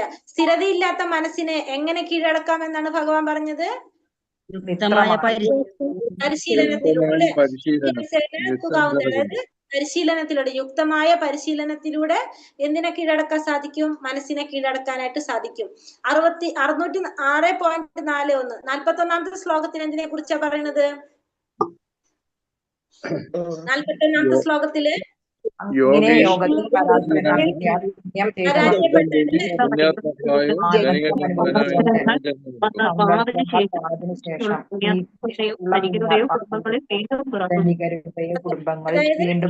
ഇതില് നമ്മൾ കൃഷ്ണാവബോധം പ്രാക്ടീസ് ചെയ്തിട്ട് നമ്മൾ അതിൽ പരാജയപ്പെടാണ്. നമുക്ക് എന്തെങ്കിലും സാഹചര്യം കൊണ്ട് നമുക്ക് ചെയ്യാൻ സാധിച്ചില്ലെങ്കിൽ 1 പ്രാവശ്യം നാമം ജപിച്ചാൽ പോലും അതിന്റെ ഫലം നമുക്ക് കിട്ടും. 1 പ്രാവശ്യം നാമം ജപിച്ചാലും അതിന്റെ ഫലം നമുക്ക് കിട്ടും. 100 പ്രാവശ്യം നാമം ജപിച്ചാൽ അതിന്റെ ഫലം കിട്ടും. 1000 പ്രാവശ്യം ജപിച്ചാൽ അതിന്റെ ഫലം കിട്ടും. അപ്പോ നമ്മൾ ചെയ്തു കഴിഞ്ഞാല് അതിന്റെ ഫലം നമുക്ക് അടുത്ത ജന്മത്തിൽ നമുക്ക് അനുഭവിക്കാൻ സാധിക്കും. അത് എങ്ങനെയാ കിട്ടുന്നത് നമ്മൾ കണ്ടു. ഒന്നുകിൽ പുണ്യാത്മാക്കളെ കുടുംബങ്ങളിലായിരിക്കാം, സമ്പന്നമുള്ള ഐശ്വര്യമുള്ള അങ്ങനത്തെ കുടുംബങ്ങളിൽ നിന്നുകൊണ്ട് നമുക്ക് വീണ്ടും അത് പ്രാക്ടീസ് ചെയ്യാനുള്ള അവസരം കിട്ടും. അതായത് നമ്മൾ താഴത്തേക്ക് പോകില്ല. അതായത് ഈ 84 ലക്ഷം ജീവാത്മകളിൽ നമ്മൾ എന്ത് പോവില്ല? താഴത്തോട്ട് പോകില്ല. അടുത്ത ജന്മം നമുക്ക് എടുക്കേണ്ടി വരുന്നെങ്കിൽ മനുഷ്യജന്മത്തിൽ തന്നെ ശ്രേഷ്ഠമായ ജന്മത്തിലേക്ക് പോകുള്ളൂ നമ്മൾ. അതുകൊണ്ട് അതാണ് ഏറ്റവും വലിയ പ്ലസ് പോയിന്റ്. നമ്മൾ എവിടേക്ക് പോകില്ല? താഴ്ന്ന തലത്തിലേക്ക് പോകില്ല. അപ്പൊ നമ്മൾ കണ്ടു, നമ്മൾ കഥ പറയട്ടില്ല, ഒരു ബ്രാഹ്മണനായിട്ട് ജനിച്ചിട്ട് ആ ചെയ്ത പ്രവൃത്തിയുടെ ഫലമായിട്ട് കാളയായിട്ട് ജന്മം എടുക്കേണ്ടതായിട്ട് വന്നു. പക്ഷെ നമ്മള് നാമം ജപിക്കുകയാണെങ്കിൽ എന്താണ്? നമ്മളിപ്പോ മനുഷ്യനായിട്ട് ജന്മം എടുത്തു. അടുത്ത ജന്മം നമ്മൾ എന്താവില്ല? ബാക്കി താഴ്ന്ന മനുഷ്യജന്മമാണ് ഏറ്റവും ശ്രേഷ്ഠമായ ജന്മം. വീണ്ടും നമ്മള് മനുഷ്യനായിട്ട് തന്നെ ജന്മം എടുക്കും. അത് ശ്രേഷ്ഠമായ രീതിയിൽ നമുക്ക് ജനിക്കാനായിട്ട് സാധിക്കും. പിന്നെന്താണ് പറഞ്ഞത്? യോഗികളിൽ വെച്ച് ഉത്തമനായ മാതാജി അപ്പൊ അതിനൊരു വ്യക്തമായ ആൻസർ എന്തോ എഴുതും നമ്മള്? ഇങ്ങനെ തന്നെ എഴുതിയാ മതിയോ? അത് ആ ശ്ലോകത്തിൽ തന്നെ പറയുന്നുണ്ടല്ലോ. 641 ശ്ലോകത്തിന്റെ മീനിങ് എഴുതാം. ഓക്കെ. യോഗികളിൽ വെച്ച് ഉത്തമനായ യോഗി ആരാണ്? എല്ലാ ജീവികളെയും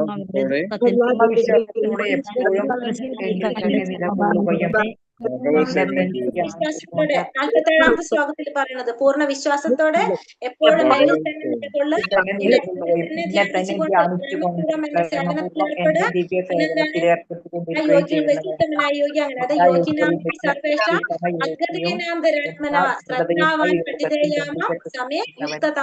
അതാണ് പറയുന്നത്. യോഗികളിൽ വെച്ച് ഏറ്റവും ശ്രേഷ്ഠനായ യോഗിയെ കുറിച്ച് ഭഗവാൻ പറയുന്നത് 47 ശ്ലോകം. അതാണ് പറയുന്നത്. പൂർണ്ണമായ വിശ്വാസത്തോടെ എപ്പോഴും ഭഗവാനിൽ തന്നെ നിലകൊള്ള, ഭഗവാനെ തന്നെ ധ്യാനിച്ചുകൊണ്ട് പ്രേമപൂർവ്വം സേവനത്തിൽ ഏർപ്പെട്ടുകൊണ്ടിരിക്കുക. അങ്ങനെയുള്ളവരാണ് യോഗികളിൽ വെച്ച് ഏറ്റവും ഉത്തമനായിട്ടുള്ള യോഗി. പഞ്ചതത്വ മഹാമന്ത്രം ഏതാണ്? ജയ ജയ ശ്രീ ശ്രീ കൃഷ്ണ ചൈതന്യ പ്രഭു നിത്യാനന്ദ ശ്രീ നിത്യാനന്ദ അദ്വൈത ഗദാധര ശ്രീനിവാസാദി ഗൗര ഗൗര ഭക്തവൃന്ദ. വൃന്ദ. മഹാമന്ത്രം എങ്ങനെയാണ് ചൊല്ലേണ്ടത്? ഹരേ കൃഷ്ണ ഹരേ കൃഷ്ണ കൃഷ്ണ കൃഷ്ണ ഹരേ ഹരേ ഹരേ രാമ രാമ രാമ രാമ. എങ്ങനെയാണ് ചൊല്ലേണ്ടത്? നമ്മള് വ്യക്തമായിട്ട് ചൊല്ലണം. നമുക്ക് കേൾക്കേണ്ട സൗണ്ടില് നമുക്ക് കേൾക്കാവുന്ന രീതിയിലായിരിക്കണം നമ്മൾ ചൊല്ലേണ്ടത്. നമ്മള് മനസ്സിൽ ചൊല്ലല്ല വേണ്ടത്, നമ്മൾ പുറത്തേക്ക് ചൊല്ലണം. അതിന്റെ ഗുണം എന്താണ്? നമ്മളെ ചുറ്റും നമ്മൾ കാണുന്നതും കാണാത്തതായ കുറെ ജീവികൾ ഉണ്ടാവും. ചിലപ്പോ ഒരു വണ്ട് ഉണ്ടാവും, ഒരു പല്ലി ഉണ്ടാവും. ഇവരൊക്കെ എന്താണ്? ഇവരും ഒരു ജീവാത്മാവ് തന്നെയാണ് അല്ലെ? അപ്പൊ അതും അത് കേൾക്കുമ്പോ അതിനും എന്ത് വരാണ്? അതിനും മാറ്റം വരാണ്. അതിനും അതിന്റെ കാരണം ഒരു വണ്ട് അല്ലെങ്കിൽ ഒരു പല്ലിയോ ഒരു കൊതുകോ എന്തോ ആവട്ടെ, അവർക്ക് എന്ത് ചെയ്യാൻ സാധിക്കില്ല? ഭഗവാന്റെ നാമം ജപിക്കാൻ സാധിക്കില്ല. പക്ഷെ നമ്മള് നാമം ജപിക്കുമ്പോ അതിനും കൂടി നമ്മളെ ചുറ്റുമുള്ള എല്ലാത്തിനും അത് കേൾക്കാൻ സാധിക്കും. പക്ഷികള്, മൃഗങ്ങൾ, ഏതിനൊക്കെ സാധിക്കും, അതൊക്കെ കേൾക്കാൻ പറ്റും. അപ്പൊ അവർക്കും എന്ത് കിട്ടാൻ അതിന്റെ ഒരു ഫലം അതിനും കൂടി കിട്ടും. അതുകൊണ്ട് നാമം ജപിക്കുമ്പോ നമുക്ക് എങ്ങനെ ജപിക്കാം? നമുക്ക് പറ്റാവുന്ന, നമുക്ക് കേൾക്കാവുന്ന രീതിയിൽ, മറ്റുള്ളവർക്ക് ശല്യം ഉണ്ടാവുന്ന രീതിയിലല്ല, പക്ഷെ ഒരു അത്യാവശ്യം നമുക്ക് കേൾക്കാവുന്ന സൗണ്ടിൽ നമ്മൾ നാമം ജപിക്കണം. കേട്ടിട്ട് വേണം നമ്മൾ ജപിക്കാനായിട്ട്. അപ്പൊ നമുക്ക് ശ്രദ്ധ കിട്ടും. മഹാമന്ത്രം ചെല്ലുമ്പോൾ എന്തൊക്കെ ചെയ്യാൻ പാടില്ല? നമ്മള് പുസ്തകം ഒരു ഭാഗം മാത്രം ചൊല്ലരുത്, പുസ്തകത്തിൽ മാത്രം ചെയ്യരുത്, മന്ത്രം ചെയ്യരുത്, ഏകാഗ്രമായി ഭക്തിയോടെ ചെയ്യണം. പകുതി മാത്രം ചൊല്ലാൻ പാടില്ല. നോക്കിയോ ഒന്നും ചൊല്ലാൻ പാടില്ല. ഗുണങ്ങൾ ഏതൊക്കെയാണ്? നാമജപത്തിന്റെ ഗുണങ്ങള് സമാധാനം, ജ്ഞാനോദയം, ഇന്ദ്രിയ ശുദ്ധമാകുന്നു. സമാധാനം, ജ്ഞാനോദയം, പിന്നെന്താ? ഇന്ദ്രിയം ശുദ്ധമാകുന്നു.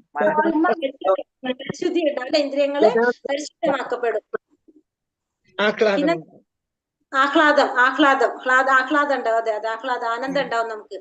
നാമജപം കൊണ്ട് നമ്മള് നാമം ജപിക്കുമ്പോ നമുക്ക് തന്നെ മനസ്സിലാവും. കുറച്ച് കഴിയുമ്പോ ഒരു മാല ജപിച്ചു കഴിയുമ്പോ നമുക്ക് തോന്നും ഒരെണ്ണം കൂടി ജപിക്കാന്ന് തോന്നും. നമുക്ക് സ്വയം തോന്നുന്നത് ഒരെണ്ണം കൂടി ജപിച്ചിട്ട് നിർത്താന്ന്. അപ്പൊ നമുക്ക് തോന്നും ഒരെണ്ണം കൂടി ജപിച്ചു. അത് നമുക്ക് നമ്മളുള്ളിൽ അറിയാണ്ട് അതുപോലെ ആനന്ദം ഉണ്ടാവും. അതാണ് പറഞ്ഞ ഹ്ലാദിനി ശക്തി. ഭഗവാന്റെ ഹ്ലാദിനി ശക്തി എന്ന് പറയുന്നത് ഞാൻ പറഞ്ഞില്ലേ, നമ്മളെ ഉള്ളിലെ സന്തോഷത്തിനെ പുറത്തെടുത്ത് വെച്ചിട്ട് അതിനൊരു രൂപം കൊടുത്ത അതാണ് രാധാറാണി.